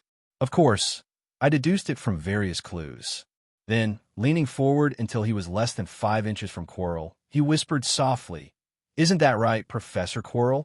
Upon hearing Tewell utter his own name, Quirrell stood up abruptly, his face darkening. He had believed that no one could penetrate his disguise, which was his greatest reliance for staying at Hogwarts. But now, having his name called out so casually made him anxious. What if Dumbledore had also seen through it? Quirrell was in turmoil. Truth be told, he didn't want to deal with the person in front of him anymore. He wanted to run away and shout loudly to Voldemort, "I quit." "Stay calm. If this person tells Dumbledore about you, it won't be him who comes to see you." Voldemort's voice echoed faintly in Quirrell's mind. "But he still holds our weakness and could expose our identities at any time." Voldemort snorted lightly, mocking someone, though it was unclear who. "Don't worry. His target is also the Philosopher's Stone. Before obtaining it, he won't choose to complicate matters. On the contrary, he'll take good care of your identity." Quirrell instantly understood Voldemort's meaning and relaxed. "So, you mean he plans to help us get the Philosopher's Stone and then snatch it from us?" Quirrell asked, seeking confirmation. Voldemort didn't respond further, but Quirrell already knew the answer. He sat back down, feeling more confident and relaxed. "There's only one Philosopher's Stone. What if you get it first?" Quirrell asked casually. "I can wait for you to finish using it first," Tewell replied dismissively. They both knew that the moment one of them got the Philosopher's Stone would be the moment they would confront each other with wands drawn. How could one wait for the other to finish using it? As if it were a piece of clothing. Quirrell understood this logic well, so he didn't expect to hear any useful answers. "You know my identity, but I don't know yours." "That's unfair," Quirrell remarked. Tewell chuckled and looked up at Quirrell. "Fairness has no place in black market transactions, does it?" "Yes, but there's room for negotiation," Tewell replied, sitting up straight and looking at Quirrell's face hidden under the hood, surprised by his sudden shrewdness. "I may not know your identity," Quirrell said smugly, "but I need to know your progress and more information about that thing." Since the man in front of him knew that the first obstacle guarding the Philosopher's Stone was the three-headed dog, he must have already been inside. However, the fact that he needed Quirrell to explore and retrieve the Philosopher's Stone meant he couldn't proceed further. Therefore, Quirrell planned to rely on Tewell's information to obtain the Philosopher's Stone as soon as possible and then make a quick escape. Even if Dumbledore got angry later, by that time, Voldemort would have already been resurrected. What was there to fear? With a soft laugh, Tewell recalled the plot. "I can tell you an additional piece of information. Dumbledore has hidden that thing in the final mirror and enchanted it himself." Quirrell's expression under the hood changed immediately. He had long suspected that the protection of the Philosopher's Stone wouldn't be so simple and worried that Dumbledore might personally enchant it. His worries were confirmed sooner than expected. What kind of magic did Dumbledore use? Quirrell asked eagerly. He couldn't help but be eager. If it was about dark magic, Voldemort wouldn't fear Dumbledore, but if it came to white magic, Dumbledore could outshine Voldemort by a mile. That's something you'll have to ask Dumbledore himself. Anyway, that's all I can say. Whether to trade or not is up to you, Tewell replied. He wasn't about to spill all the beans at once. At the very least, he had to wait until Quirrell cleared the chessboard and drew enough attention from Dumbledore before he could start stirring up trouble. After some hesitation, Quirrell finally figured out. "Go ahead. Tell me the weakness of the three-headed dog. It's beneficial for both of us, isn't it?" Tewell tapped the table lightly and left a word before departing. They were attracting too much attention, making it easy to attract some desperados. Although he wasn't afraid, it was still a hassle, especially since he couldn't reveal his identity yet. Glancing at the word music above, Quirrell waved his hand, and the word disappeared. For the same reason, he didn't linger long in the bar. By the time Tewell returned to the castle, it was already 9 p.m., and the curfew would start in about an hour. For the professors, it was no big deal, but for the 4 students who had been suspended, time was running out. "It was an oversight on my part. I didn't expect you all hadn't learned nonverbal spells yet." Tewell stifled a laugh as he watched the scene before him. When Cedric and the other 3 first encountered the training dummy, they had hesitated about whether to engage in combat with it. However, this training dummy appeared rougher than described in the second-year curriculum, lacking facial features and only having basic limbs. With a bald head that didn't seem very intelligent, they hesitated for a moment, but then resolved not to waste such an opportunity for combat practice and boldly approached. However, they hadn't expected this expressionless dummy to be even more aggressive than a real person. Although it used conventional spells, its accuracy and casting speed were stronger than Professor Fawley's. Of course, that was because it was the first lesson and the professor had taken it easy. But they all had one thing in common. They couldn't beat it. Fortunately, this dummy was quite considerate. Even when it sent them flying, it would protect them from getting hurt, so they could quickly start the next round of combat. So it went on, with them being knocked down time and time again, only to stand before the dummy once more. After all, as the 4 students with the most ideas in the 3rd year, enduring this long of a beating, they weren't without any counterattacks. Soon, they learned a ladder-style attack, launching continuous assaults round after round, forcing the dummy into a passive defense. However, when the dummy began to move, their plan fell apart. In the end, they used the dummy's poorer senses to their advantage, targeting it with transfiguration spells to hinder its movements. The effect was significant, and the dummy was almost hit by their spells. The only problem was, the dummy evolved. It used transfiguration for the first time, and its transfiguration was even more potent than theirs, instantly suspending the 4 of them from the ceiling. "Professor, this dummy isn't training us. It's training itself," George shouted indignantly after being lowered down. "Cough, how could that be? We agreed this was a reward for you," Tewell replied, feeling a bit embarrassed that his intentions had been noticed. This dummy was created by him, combining insights from the chessboard and his understanding of the soul. Inside, it wasn't just imbued with memories, but also had a hint of will. It was this hint of will that made the dummy seem conscious, allowing it to continuously learn during combat. This was why, despite only having memories of basic magic, it could ultimately use powerful transfiguration. Hearing complaint from the 4, Tewell took some sandwiches and a large bottle of pumpkin juice from his wallet. "You haven't had dinner yet, have you? Quickly eat some before returning to the common room." Fred, chewing on a sandwich, quipped, "The professor's bag really has everything in it."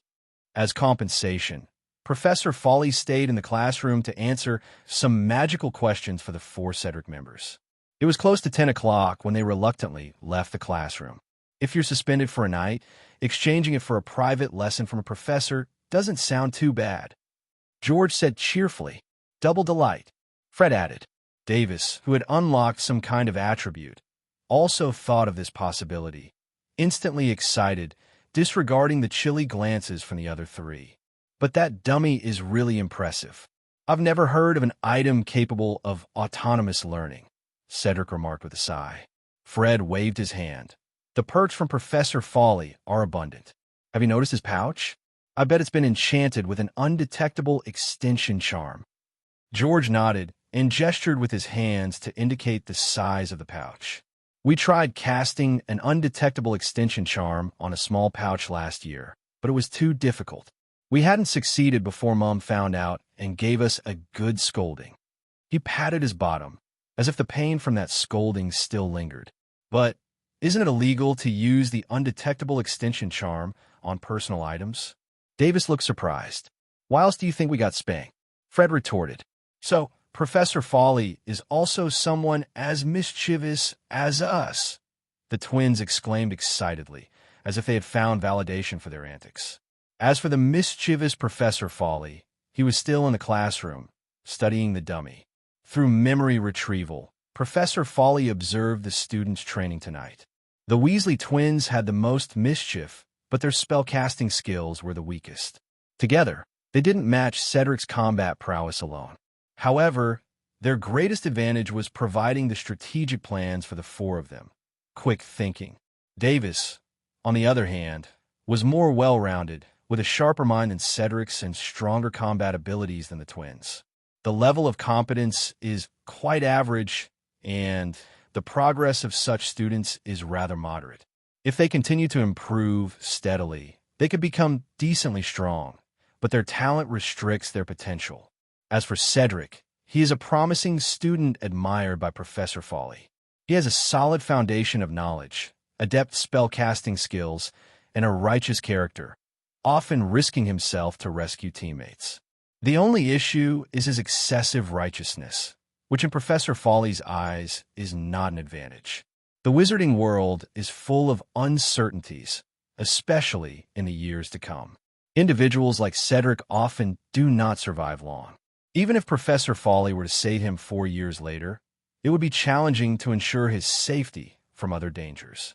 Rubbing his chin, Professor Fawley stood in the classroom, pondering late into the night. Suddenly, he heard a loud clatter. Quirrell, are you in such a hurry? What with all this commotion? Out of curiosity, Professor Fawley, under the disillusionment charm, slowly made his way to the 4th-floor corridor. However, the people he encountered surprised him a bit, Filch and Peeves. As the caretaker of the castle, Filch routinely patrolled the corridors at night, with a particular focus on the 3rd floor. Someone had informed him that students would be wandering around the 3rd floor at midnight. The students in the castle were not always well-behaved, especially the Gryffindor twins. Filch had to patrol every night to curb their nocturnal activities. However, tonight, not only were those students wandering around, but they also dared to make a huge noise. It was a provocation, a blatant challenge. Furious, Filch tracked them down, despite his old age slowing him down. Fortunately, Peeves' shouts guided him along the way. Tell me, where are they now? Filch asked through gritted teeth, suppressing his anger. Say please, or I won't tell you anything. Peeves mischievously flipped in the air. Fine, please tell me. Where are they now? Peeves, notorious for his mischief, wasn't going to be so obliging. He cackled and flew off into the distance. I told you I won't tell you anything. As Peeves' laughter faded away, the corridor was filled only with Filch's curses. You rascal, don't make me find a way to deal with you. However, it was just empty threats. Peeves had been around the castle longer than anyone else, even the past headmasters, and they all had to tolerate his mischief. After the search turned up nothing, Filch continued on with his lantern, heading to other parts of the castle, hoping his cat, Mrs. Norris, could help him find the students. As for the door at the end of the corridor, he had already tried. It wouldn't budge. Shortly after Filch left, the door he deemed impossible suddenly swung open, and 4 panicked first-year students ran out in a frenzy. They wanted to keep running, but a figure blocked their path. Professor Fawley. Harry's eyes widened in fear, unsure if the terror came from the 3-headed dog or from the professor. Professor Fawley stood with his hands behind his back, his expression unreadable as he scanned each of the 4 students. Harry Potter, Ron Weasley, Hermione Granger, and Neville Longbottom. Each named student shamefully lowered their heads, all silent and remorseful. I didn't graduate from Hogwarts, so I'm not too familiar with the school's traditions. There's a question I need you to answer, Professor Fawley continued. Is it a tradition of Gryffindor to cause trouble? Harry wanted to argue, But when he looked up at Professor Fawley's calm expression, he found himself unable to speak. Instead, he could only whimper like a regretful puppy. He felt the joy of joining the Quidditch team during the day instantly dissipate. Professor Fawley walked up to Hermione. "Miss Clever Granger, could you tell me the answer?" When her name was called, Hermione sniffled sadly, holding back tears. It was the first time she found herself unable to answer the professor's question. However, what Professor Fawley said next made them unable to believe their ears. "All right," Fawley patted Harry's shoulder. "It's quite late now. Hurry back and get some sleep. Children need their rest to grow tall." Hermione immediately looked up, tears streaming down her face. She sobbed, "But Professor, we shouldn't." "Ah, you're right." Fawley pulled out a handkerchief and smiled as he handed it to her. "But as I said, I'm not a Hogwarts student, so I'm not familiar with some rules. It's normal, isn't it?" Seeing Hermione standing still, Fawley had to stuff the handkerchief in her hand before leaving with his hands behind his back. "Remember, just this once, it's not a precedent." Hermione stared blankly at the handkerchief in her hand, only snapping out of it when Harry nudged her a couple of times. "Come on, let's go. Otherwise we won't be so lucky if Filch catches us." The four of them didn't dare to linger any longer and hurriedly left the place. But once they were back in the common room, except for Hermione, they cheered as if they had all aced the exam. "I declare Professor Fawley is my idol," Ron shouted loudly. He tilted his head back, looking up at the ceiling, and raised his hands as if Professor Fawley's image could be seen up there. Harry grinned.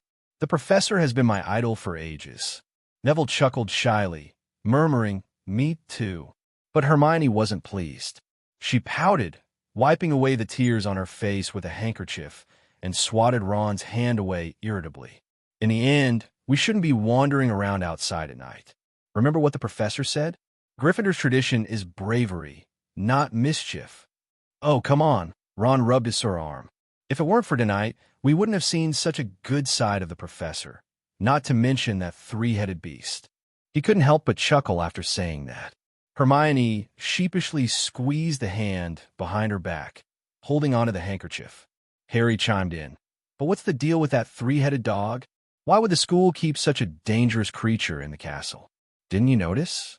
Hermione furrowed her brows. "Underneath that three-headed dog, there's a trapdoor. It's clearly guarding something. What could it be?" Ron scratched his head in confusion. "And how did you notice the trapdoor in that situation?" Hermione turned away from them. "How would I know? Anyway, I'm not in the mood for guessing games with you two anymore." As Hermione left, Harry seemed lost in thought. He seemed to have an idea about where the package Hagrid took him to get at the beginning of the school year was located. On the other side, Professor Fawley hadn't actually left. After disappearing from Harry and the others' view, he doubled back. Just now he appeared deliberately. Harry is the biggest variable in his plan. He needs Harry's help to get the Philosopher's Stone for Quirrell, but he can't let Harry attract Dumbledore's attention. At least, Dumbledore can't show up so quickly before he snatches the stone from Quirrell. So tonight, he decided to leave Harry with a trustworthy image to get closer to him, so he can better control Harry's actions.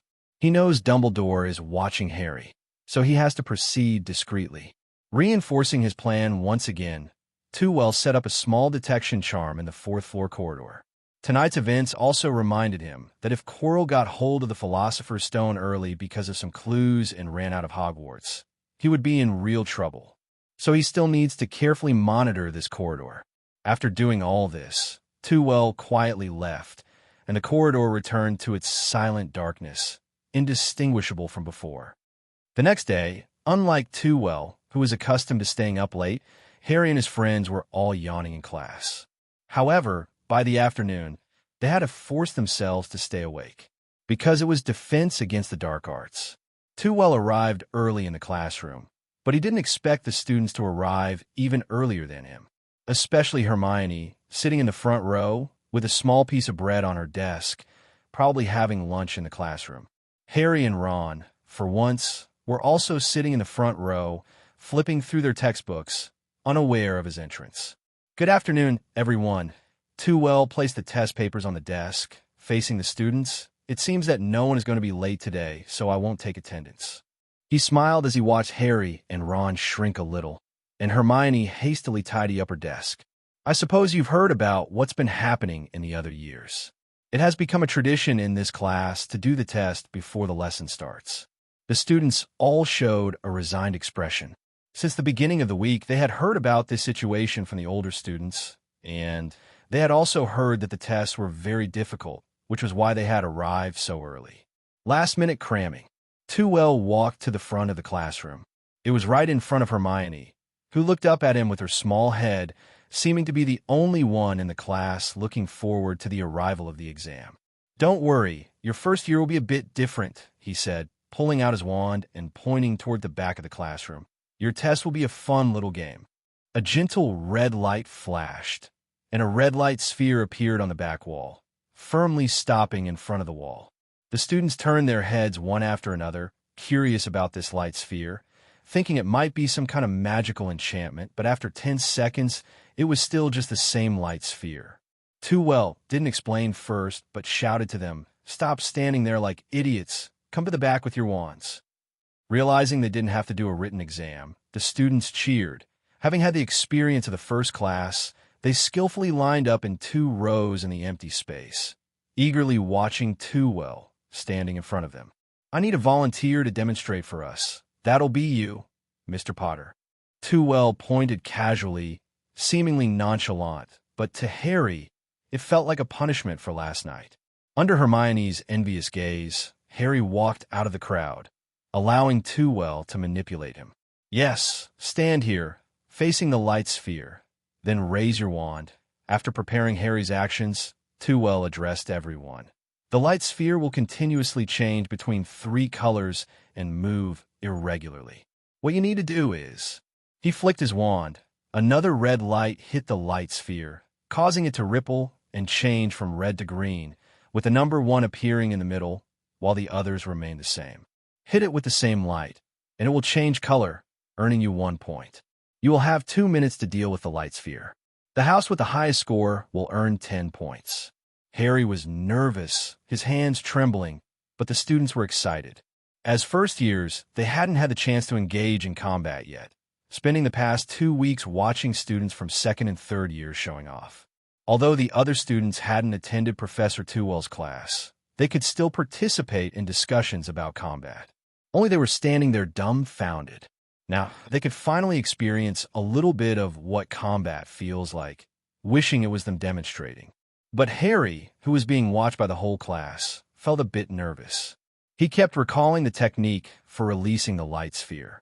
He didn't want to embarrass himself in front of the class, and he certainly didn't want to disappoint Professor Tewell. Tewell restored the light sphere to its original state and looked at Harry, who was nervously silent on the side. Just a reminder, the light sphere won't just stand still. He walked behind Harry and conjured an hourglass. The moment you emit the light, the timer will start, so, are you ready? Harry nodded reluctantly. "Then let's begin." Harry immediately directed a green light at the sphere of light, hitting it precisely.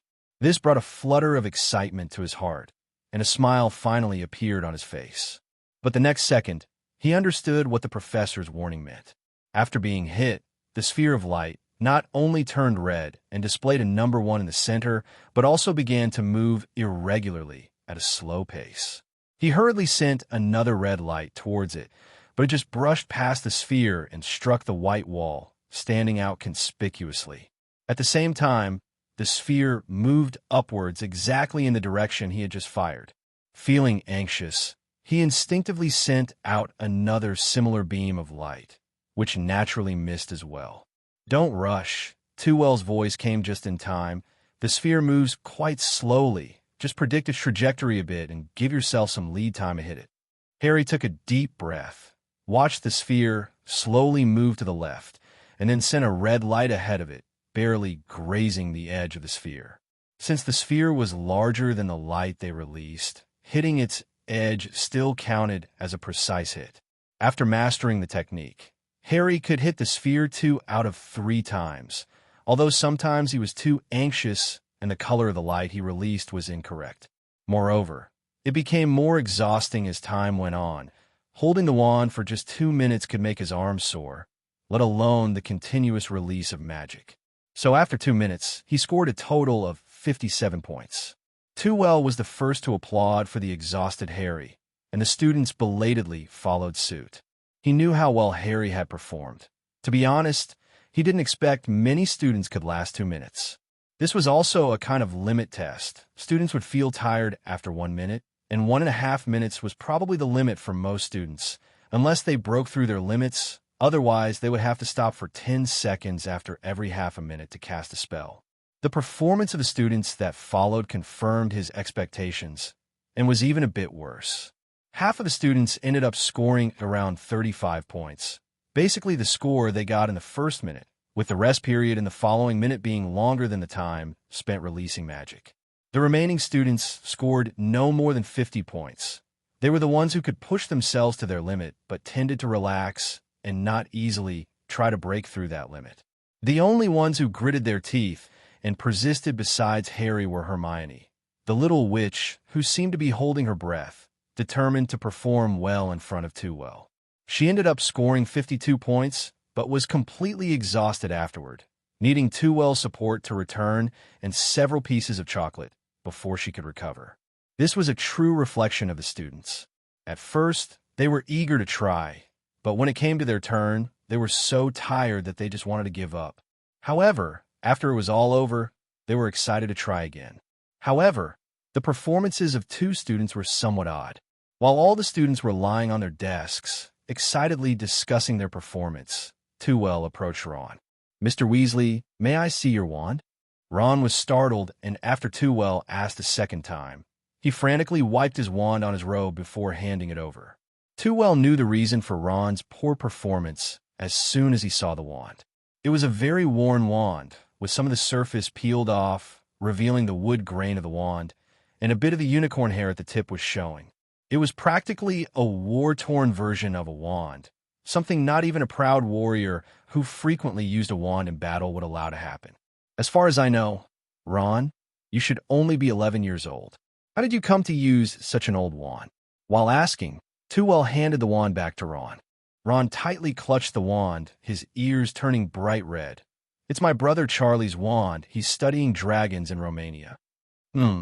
Tewell pondered for a moment.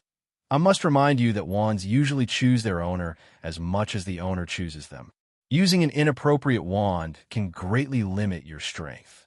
For example, today you only scored 31 points, but in my view, scoring over 40 points would better match your capabilities. So, I still suggest that you switch to a wand that is more suitable for you." He was aware of Ron's family situation, so he merely came over to give a reminder. What to do next was up to Ron and his family to discuss. After all, he was a teacher, not a nanny. Then, moving next to Neville, he gently placed down the 5th piece of chocolate. Neville was actually the 3rd one to persist for 2 minutes, but his casting speed was inherently slow, and his reactions were not quick. More importantly, he was prone to casting failures.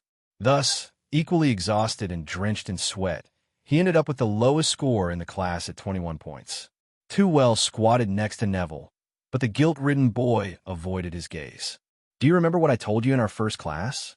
Neville nodded gently, but didn't speak. "Remember, you are a wizard.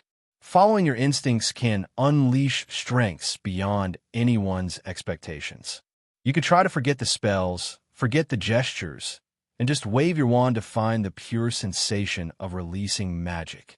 If you have any questions, you can come to me anytime, okay?" Neville finally whispered, "Thank you, Professor." "Eat the chocolate." Tewell stood up, patted his shoulder, and walked to the front of the classroom. "Finish your chocolates quickly." Tewell scanned the room. Noticing a few students had only taken a bite of their chocolate, "I prepared these especially for you. If you don't eat them now, there won't be a next time." Those students then ate their chocolate in one go, immediately grimacing at the bitterness, but a warm sensation spread throughout their bodies, instantly dissipating their fatigue. So, the first place this time goes to Harry Potter, which means Gryffindor will be awarded 10 points. The students then realized the significance of Tewell's earlier applause for Harry. It turned out that the first to go, Potter, was the strongest. The well-rested Harry, already recovered, grinned and accepted his classmates' applause and cheers. Now, we have another hour and 10 minutes left in this class, so you all have a little task. Tewell distributed the test papers from the lectern. See, the questions on this test are exactly about what we've just covered. I mentioned many of them while you were playing the game, so make sure to complete it before the end of class. The students immediately let out cries of disbelief, thinking they had escaped the need for a test, only to be faced with one as soon as they had recovered. However, the test wasn't very difficult, and the educational yet entertaining approach greatly aided the students in understanding the material, so everyone finished before the end of class. They even had 10 minutes to spare. Tewell stood below the lectern, smiling at the students. Pretty good. I thought you'd play so much you'd forget everything. As a reward, you can ask questions for these 10 minutes. Remember to raise your hand. The classroom instantly buzzed with excitement. Professor, do you have a girlfriend? I won't answer personal questions, but I can tell you no. Professor, how powerful are you? It's hard to describe with a single standard, but I'm more than capable of handling students. Can you show us how to play the light ball game? Oh, you want to see it? The students unanimously shouted, yes. All right. Tewell waved out a light ball, floating above the students' heads. The version I play is a bit different from yours, but the rules are similar. With that, he cast a green light at the light ball, and in that instant, not only did the ball turn red, it also leapt to another location. But to no avail, the light of the same color still hit it accurately. The light ball thus leapt and changed, appearing one moment beside them, the next in a corner, never staying in one spot for more than a second. But every time it appears, it is struck with precision and swiftness. The numbers above kept changing, but the students no longer wanted to pay attention to that. They opened their mouths in astonishment, the colorful light of the spell reflected on their faces. Their heads moved back and forth between Tewell and the orb several times, and their eyes simply couldn't keep up. So they split into two groups. One observed the professor's hands casting spells continuously, while the other watched to see if the orb was hit. Soon, everyone joined the first group. After all, the orb was hit no matter what, so what was the point of watching it? For a moment, the whole classroom fell silent, filled only with the whoosh of spells cutting through the air and the soft pop of the orb being struck. 2 minutes later, the bell for the end of the class rang punctually, and Tewell also withdrew his wand. The number on the orb was clearly visible. 120. The little wizards were enthusiastically discussing among themselves. As first-year newcomers, they rarely had the chance to use magic. Even in the previous class, they were merely making lights, which was hardly satisfying for them. However, this class was different. Although they were still only producing light, hitting the light balls brought them a thrill akin to combat. In some ways, this was the closest to battle that the first years had come. In the hallway, Ron said to Harry with some annoyance, "Did you hear?" Professor Fawley said, "I could have gotten a higher score." "You did well, it's just your wand holding you back." Harry, who had been the first to perform, had nearly observed the performance of all the students. In his view, even without the bias of friendship, Ron's performance was better than most. "Forget it. My family doesn't have the money to buy me another wand," Ron said awkwardly, waving his wand and nearly poking Hermione, who was passing by. "Don't wave your wand in the corridor." Hermione frowned and glanced at them. "Do you want to lose points?" Ron glared back, discontentedly. "Come on. Harry alone added 10 points to our house. Are you jealous?" "Jealous?" Hermione snorted with laughter, puffed up her cheeks, crossed her arms, and glared back at him. "Harry's score is less than half of the professor's." Ron looked even more smug, his face filled with smiles. If Harry can achieve almost half the score of a professor in his first year, doesn't that just show how impressive Harry is? Humph. I bet none of you saw clearly how the professor cast his spells. The light he produced wasn't ordinary at all. Those were all different spells. Impossible. Even Harry's eyes widened in disbelief, his tone suddenly rising in pitch, noticeably distinct in the corridor. What's so impossible about it? Although I couldn't recognize all the spells, the professor was casting magic from start to finish. Not one of them was repeated. That means, Ron was almost astounded. That means the professor used 120 different spells. Hermione said, her head held high and with a sense of pride. On their way back to the Great Hall, they continued to discuss how many spells Professor Fawley could actually cast. Hearing the discussion about Professor Fawley, the mischievous twins, George and Fred, eagerly joined in. With their involvement and the spreading of words by the students who had just attended the class, the whole Great Hall became aware of the new tricks in defense against the dark arts. And a new Hogwarts mystery emerged. Just how many spells could Professor Fawley cast? When Professor Tewell entered the Great Hall, he was immediately stopped by the students. "Professor, they say you know 120 spells. Is that true?" A blond boy with a slicked-back hairstyle asked. He pondered for a moment, realizing that word of his performance in class had spread. "Mr. Malfoy, I've never counted how many spells I know. Actually, if you include some minor, less significant spells, it might well be more than 120. This statement instantly caused a buzz among the crowd, with everyone marveling and some students even claiming he knew more spells than Dumbledore.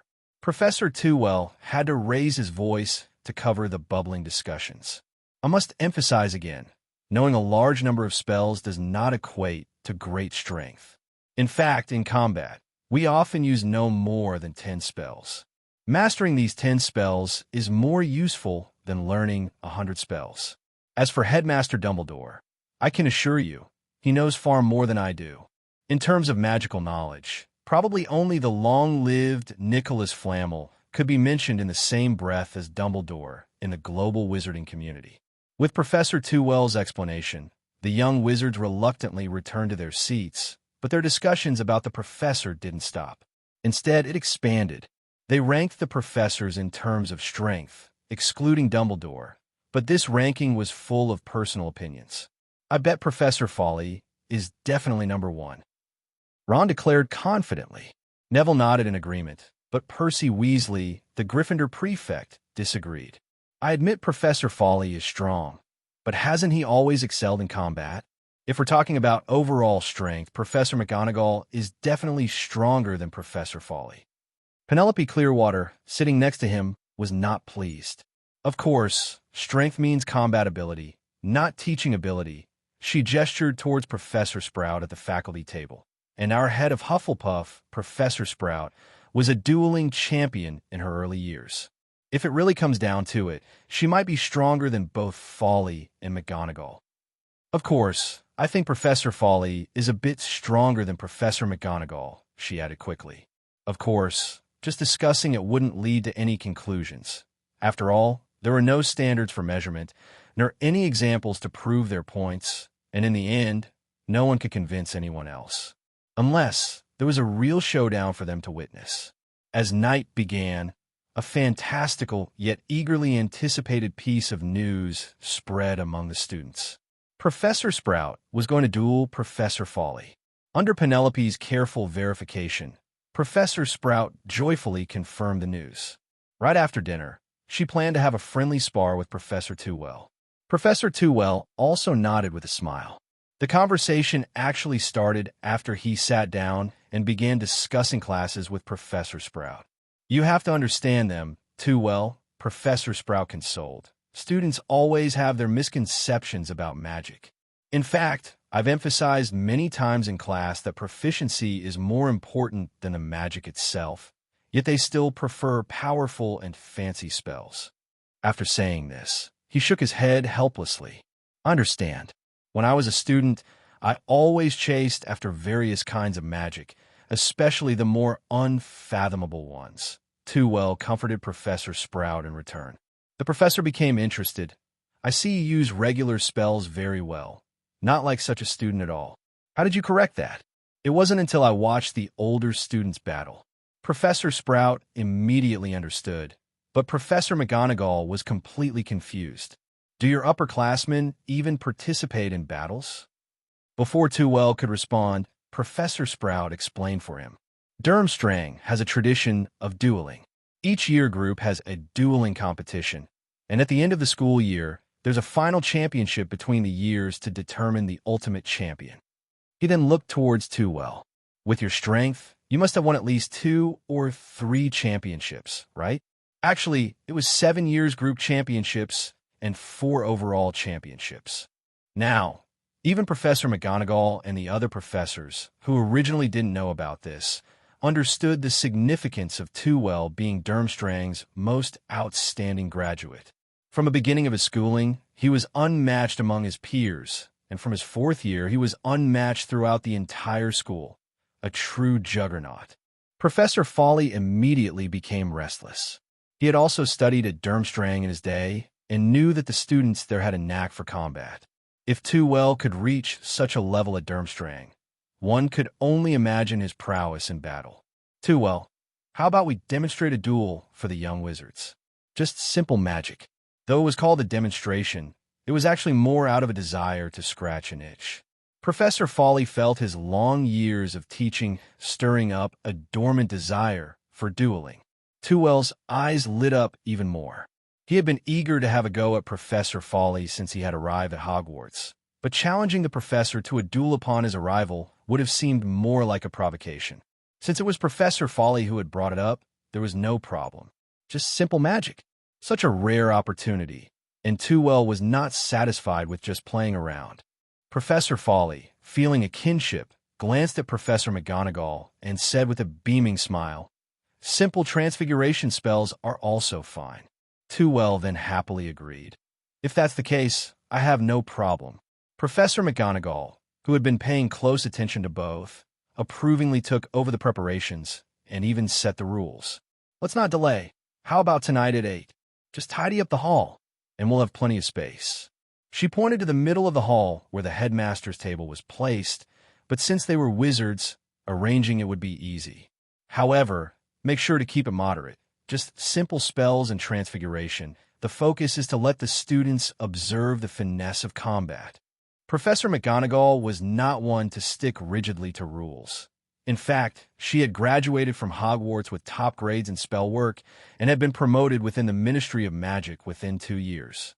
As a capable witch, she was acutely aware of the importance of this duel for the students.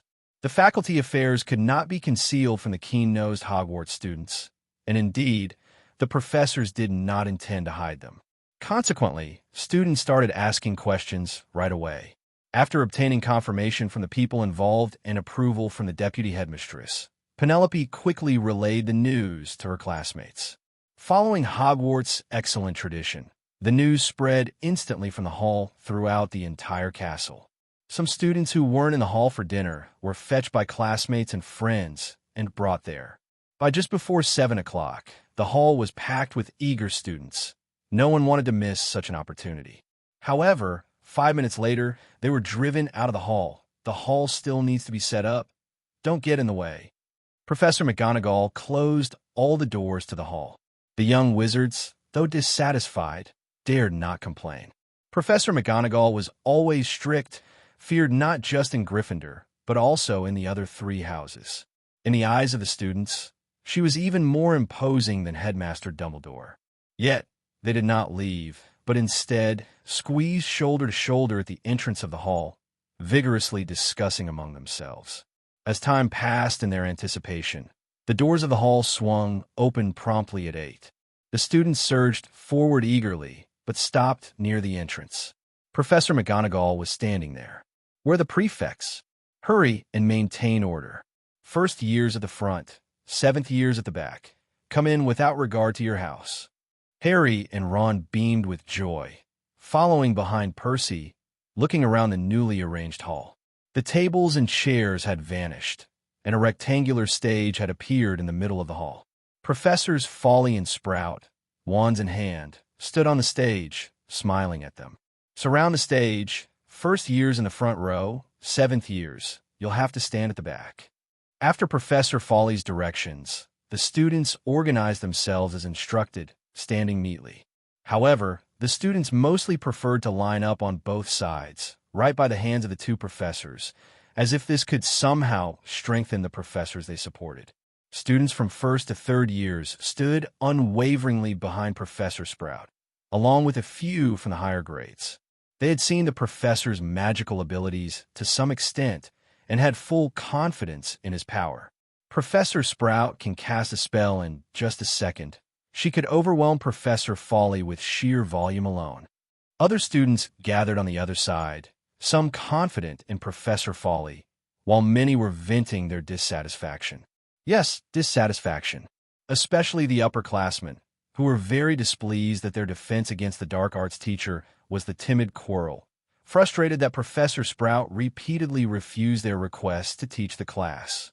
Professor Fawley is a dueling champion with countless victories.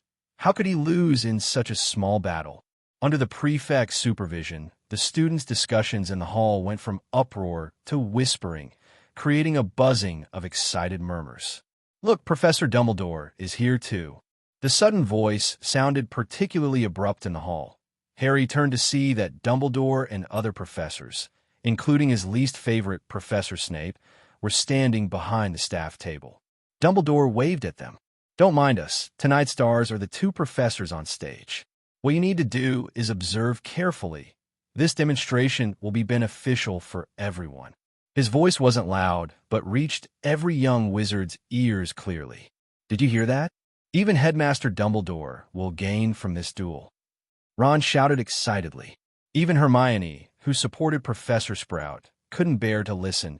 The headmaster emphasized us. This is just a demonstration for us. Ron's enthusiasm faded a bit. Can't you stop raining on my parade? However, their discussion didn't last long, as Professor Fawley, smiling, picked up where Dumbledore had left off.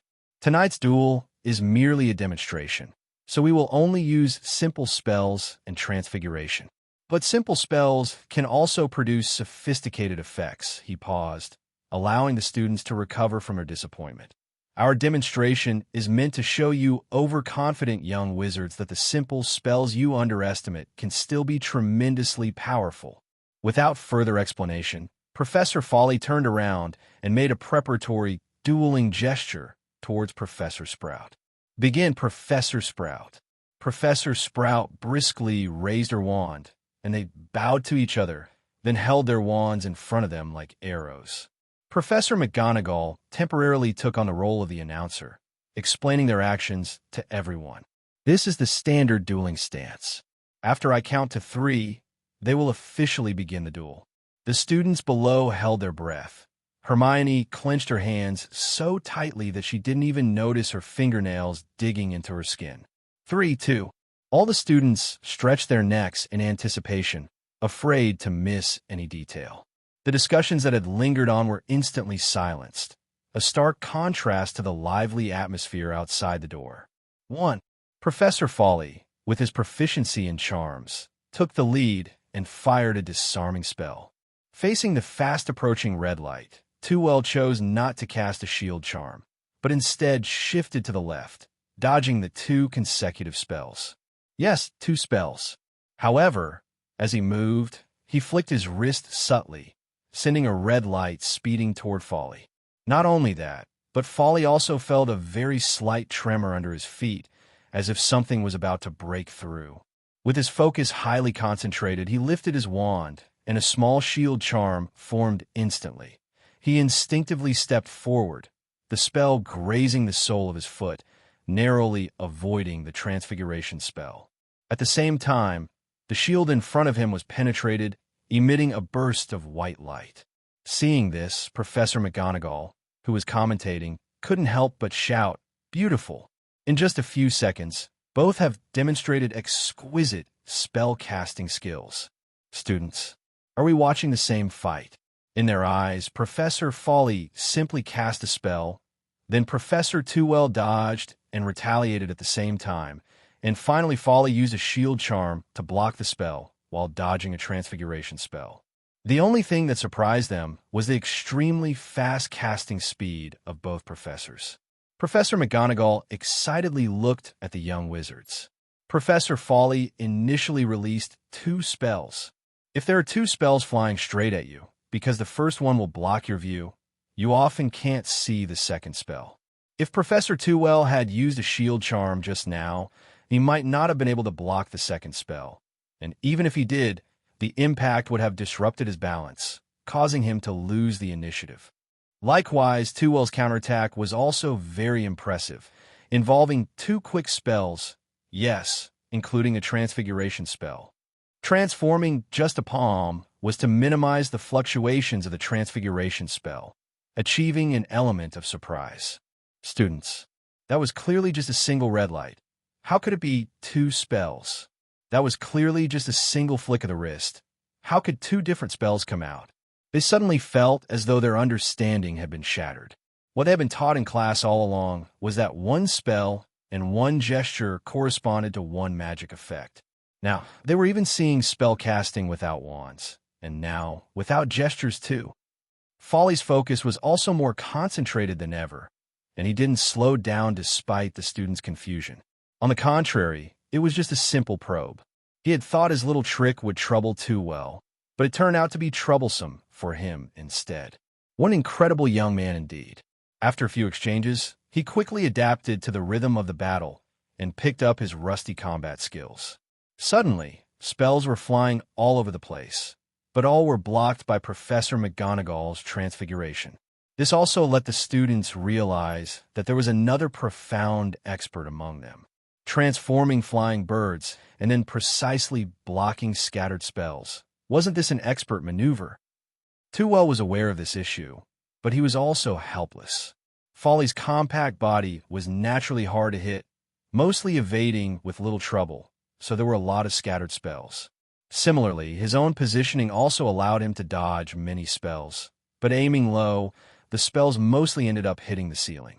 So, he began to focus on transfiguration. Compared to ordinary magic, his mastery of transfiguration was clearly deeper than that of this charms professor. Entwined ropes containing a binding spell. This is a textbook combination of transfiguration with charms. 7th year Transfiguration Advancement class, take notes. Use this in your NEWTS, and you could at least get an exceeds expectations in both your Transfiguration and Charms classes. Beautiful duel spell. You may not know, spells can also be affected by other spells. Professor Fawley's disarming spell was influenced by his own levitation charm, creating an irregular movement that made it unpredictable. Did you see Professor Tewell's movements? He blocked his opponent's path while repositioning. Don't just single-mindedly attack or defend, or else you'll find yourself in a passive situation. Under Professor McGonagall's commentary, the young wizards gradually understood the special effects hidden within these seemingly ordinary spells. The problem is, they couldn't learn any of it. 3rd-year students recalled their combat training with Professor Fawley and gradually deepened their understanding of positioning, casting techniques, and protection. This allowed them to proudly recount the classroom content to students of other years, although these topics had already been shared before. However, combining them with practical examples gave the students a more intuitive understanding. Professor, we want to learn this.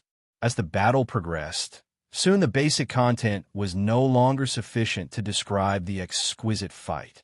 Spells were flying, and Professor McGonagall's commentary became even more profound, leaving even the brightest 7th-year students puzzled. However, they had a very clear realization. Professor Fawley was retreating. With their knowledge, this was the only way to judge the advantages and disadvantages of the 2 sides. Indeed, as Tewell employed transfiguration, Fawley began to struggle, having to defend against relentless spells and also be wary of transforming objects that could appear at any moment. Similar to Professor McGonagall, though a charms professor, Fawley also had a strong grasp of transfiguration. But when compared to Tewell, he was clearly on the defensive. His transformations were being reversed and even used to attack him. This young man's mastery of transfiguration was astonishing.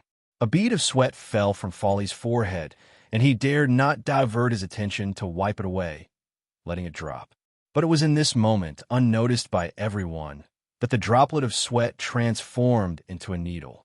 This needle was almost invisible to the naked eye, but could be distinctly felt. A sharp pain shot through Fawley's calf, causing his movements to stall for a moment. At the same time, a smile appeared on Tewell's face for the first time. His wrist flicked to deal with 2 incoming spells, while spells as agile as birds gracefully encircled Fawley. Just a slight prick, yet with Fawley's prowess, he could still cast an iron armor spell to protect against spells from one direction. But the birds coming from all directions could no longer be blocked. Although their speed slowed, the increased directions of attack were too much for Fawley to react to at this moment. However, in the next second, a golden shield encircled his entire body, and the birds struck it without causing any movement. As the light from the shattered birds dissipated, the golden shield gradually vanished. Nevertheless, both participants tacitly withdrew their wands. "Young man, you're not playing fair. Professor, you're breaking the rules." What a thrilling duel.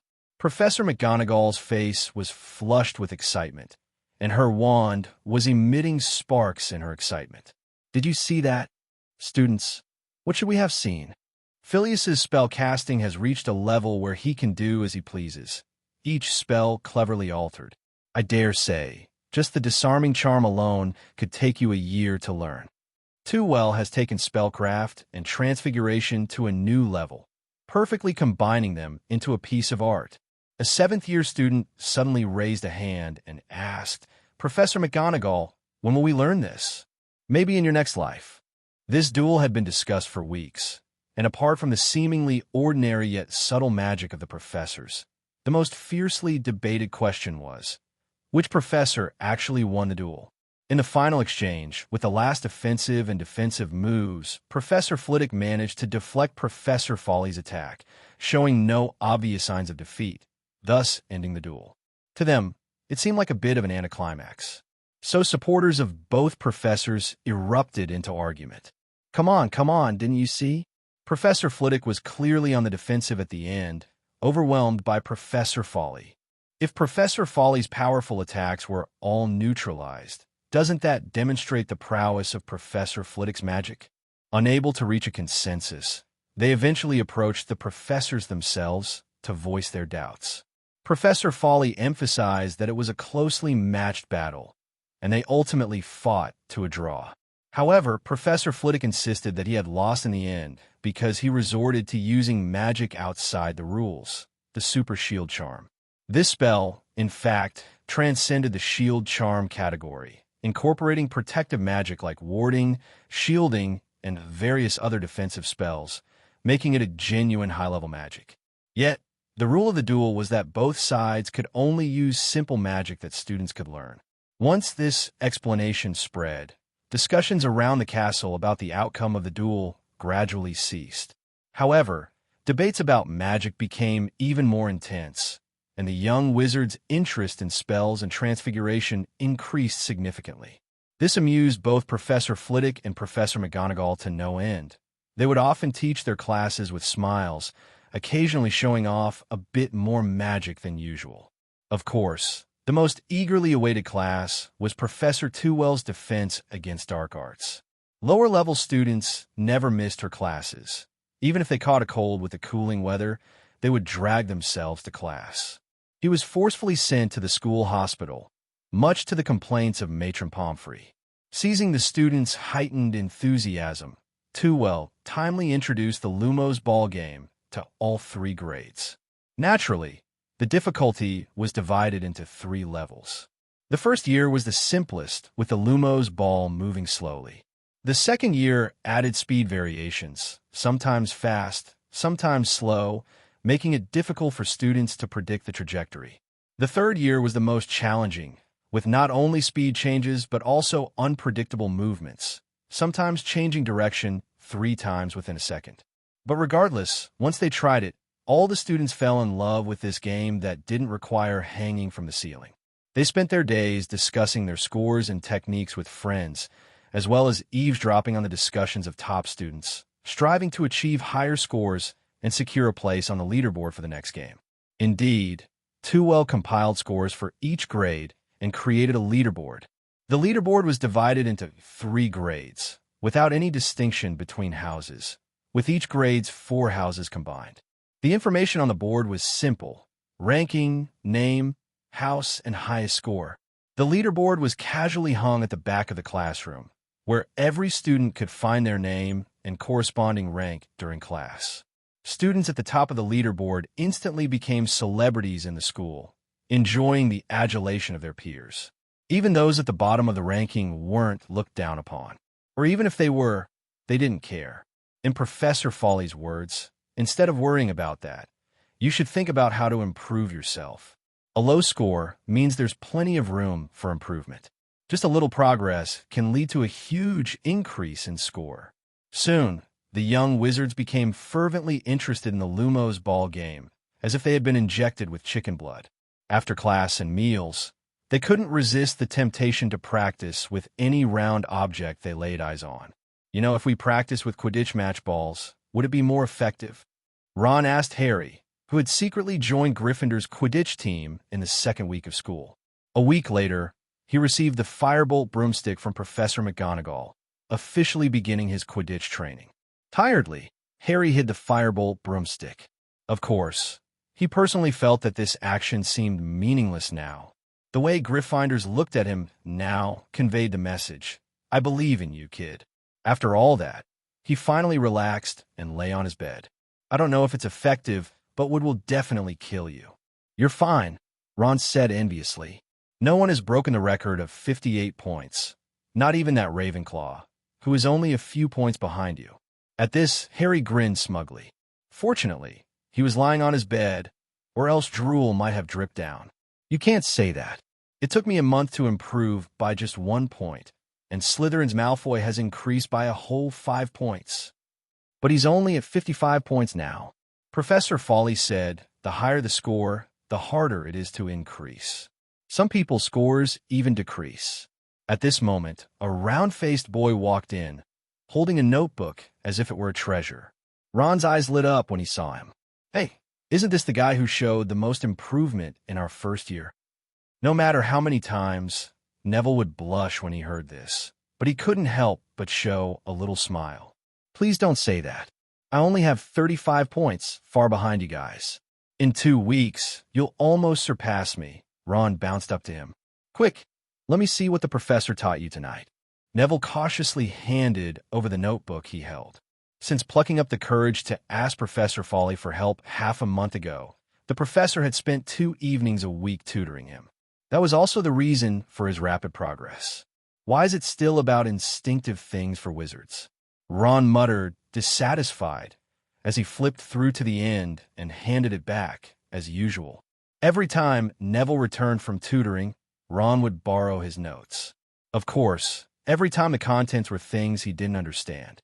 The professor seems to like bringing this up, and he keeps muttering words like soul and will in his mouth. He shivered involuntarily. "I always feel like the professor is studying me, not tutoring me." Ron flopped onto the bed, absent-mindedly playing with his wand. "Well, then you're considered to have research value. I don't even qualify to be studied. You can ask the professor for guidance yourself. Maybe the professor will have teaching content suitable for you." Ron pondered for a moment, but ultimately gave up the idea. "Forget it. The professor probably doesn't like students like me who can't afford a new wand." Compared to the lower grades who are enthusiastically engaged in playing games, the senior students have it much harder. They can't attend Professor Fawley's classes, nor can they play the game of spheres, and they thought that after the duel, Professor Quirrell might be inspired to feel a sense of mission. But he still seems to have given up. Their dissatisfaction with Professor Quirrell has reached its peak. In the school auditorium. Do you know what Professor Quirrell talked about in today's lesson? Percy complained loudly to Penelope. Penelope graciously played along. What did he talk about? He lectured for a full 2 hours about giants. It was so vivid that I felt like I could smell the stench. Percy slumped down, resting his head on the long table, and sighed heavily. This year I still have to take my O.W.LS, and with this situation, it's likely I won't earn 12 certificates. Oh, my dear brother, why don't you ask the esteemed Professor Fawley for advice? George jumped in with feigned earnestness. Percy waved dismissively. Forget it. The whole grade hopes to have classes with Professor Fawley, but so far the professor hasn't agreed. Fred shook his head, looking a bit deserving of a punch. No. Dear Percy, the professor might not teach you, but he could give you a little guidance. Percy glanced at the staff table, where only Professor Fawley was absent. I don't even know what he's busy with. He's hardly ever seen. How would he have time to guide me? Recently, Tewell has been preoccupied with processing that duel, studying Neville, and being absorbed in wizard's chess, so he appears in front of the students only during class time. George flashed a smug smile. Here's a tip: between 9 and 10 p.m. in the first floor defense against the dark arts classroom, you'll find the professor. Penelope asked puzzledly why. As a reward, the professor gives them private lessons at that time, Percy said enviously. But the professor must be busy then, right? The twins shook their heads in disappointment. The professor plays wizard chess while answering our questions. His skills in wizard chess have improved dramatically, and we're no match for him now. We can feel that the professor is getting dissatisfied with us. His teaching has become lackadaisical. So, we need someone good at chess to keep the professor company in his games. As they grew more excited, George and Fred both put their hands on Percy's shoulders. This tough mission falls to you, dear brother. Come on, you just want a pawn, don't you? Though he said that, a smile appeared on Percy's face, his eyes brightening, a stark contrast to his previous gloom. Right? Isn't Ron better at this? Why not ask him? When you're no longer up to scratch for the professor, we'll kick you out and pull Ron in, George said matter-of-factly. Great. Here I thought you guys were skipping out on or practice to use me as a tool. At 9 o'clock, Tewell arrived in the classroom on time. Lately, he had been spending an hour each day practicing wizard's chess and had indeed improved rapidly. Now even the strongest among them, Cedric, couldn't beat him. Thus, filled with pride, he went to challenge Professor McGonagall's chessboard and, naturally, lost. But it was a close match, not a total defeat, proving his skill level. Hey, if I remember correctly, you're Percy, right? Tewell said in surprise as he noticed the fifth person in the classroom. Yes, Professor Fawley. Percy introduced himself with some restraint. I'm Percy Weasley, George and Fred's brother, and also the Gryffindor prefect. His smile was a bit awkward. He had previously questioned Professor Fawley's abilities, but now he greatly admired the professor. Why even mention being a prefect? George complained as he stepped forward to tell Tewell about Percy's desire for guidance. Tewell's eyes lit up when he heard this. Ron was undoubtedly better than a chessboard, but with such a large skill gap, he might not learn much. On the other hand, it made much more sense to have Percy play first than find Ron. If the professor doesn't like it, we can find another sparring partner for you, Fred added finally. Tewell set up the chessboard on the desk and patted the seat beside him. No need for that now. Percy, come over and we'll talk while we play a game. Percy hurried over joyfully and sat down cautiously, while the other four gathered around Tewell with their notebooks. This was how their private lessons usually went. Tewell would speak while playing chess, and they would stand by, listening and occasionally taking notes. The only one who had a hard time was Cedric, who had to focus on both the chess game and understanding the lesson. And he couldn't take notes. That's why they had insisted on bringing someone else in. With the pieces set, Tewell played, as usual from the white side. Move the pawn to a3. The O.W.LS exams are divided into theory and practical parts. Percy, what preparations have you made? Tewell casually asked after Percy made his move. Percy thought for a moment before replying, I've memorized all the theory parts, but I lack practical experience, which worries me for the exams. Tewell nodded absently. Typical of a top student, always focusing on memorization. You've done well. The theory of defense against the dark arts is often overlooked, but in fact, many who perform poorly do so because of this part.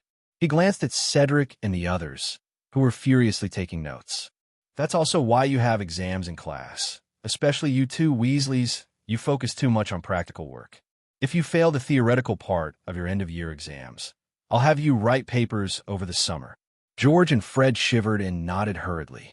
Tewell then turned his attention back to Percy. Regarding the practical part, I recommend a special method. Not only Percy, but even Cedric and the others stopped writing, all ears and eyes focused on him. Break down the spells. Tewell took out his wand and intoned Lumos, but only after speaking did he wave his wand, eventually generating a noticeable wave of magical energy. The tip of the wand slowly began to glow. Break a spell into 3 steps: the incantation, the gesture, and the release of magic. Study and understand each step in depth before moving on to the next spell. Percy nodded thoughtfully, but Cedric and the others didn't understand. A spell is just a spell. Why study and understand it further? Tewell didn't explain. This was not content for third years to touch. In fact, they probably wouldn't learn about this until their sixth year. The integration of magic. This is also another way to achieve nonverbal casting, which is harder and stronger.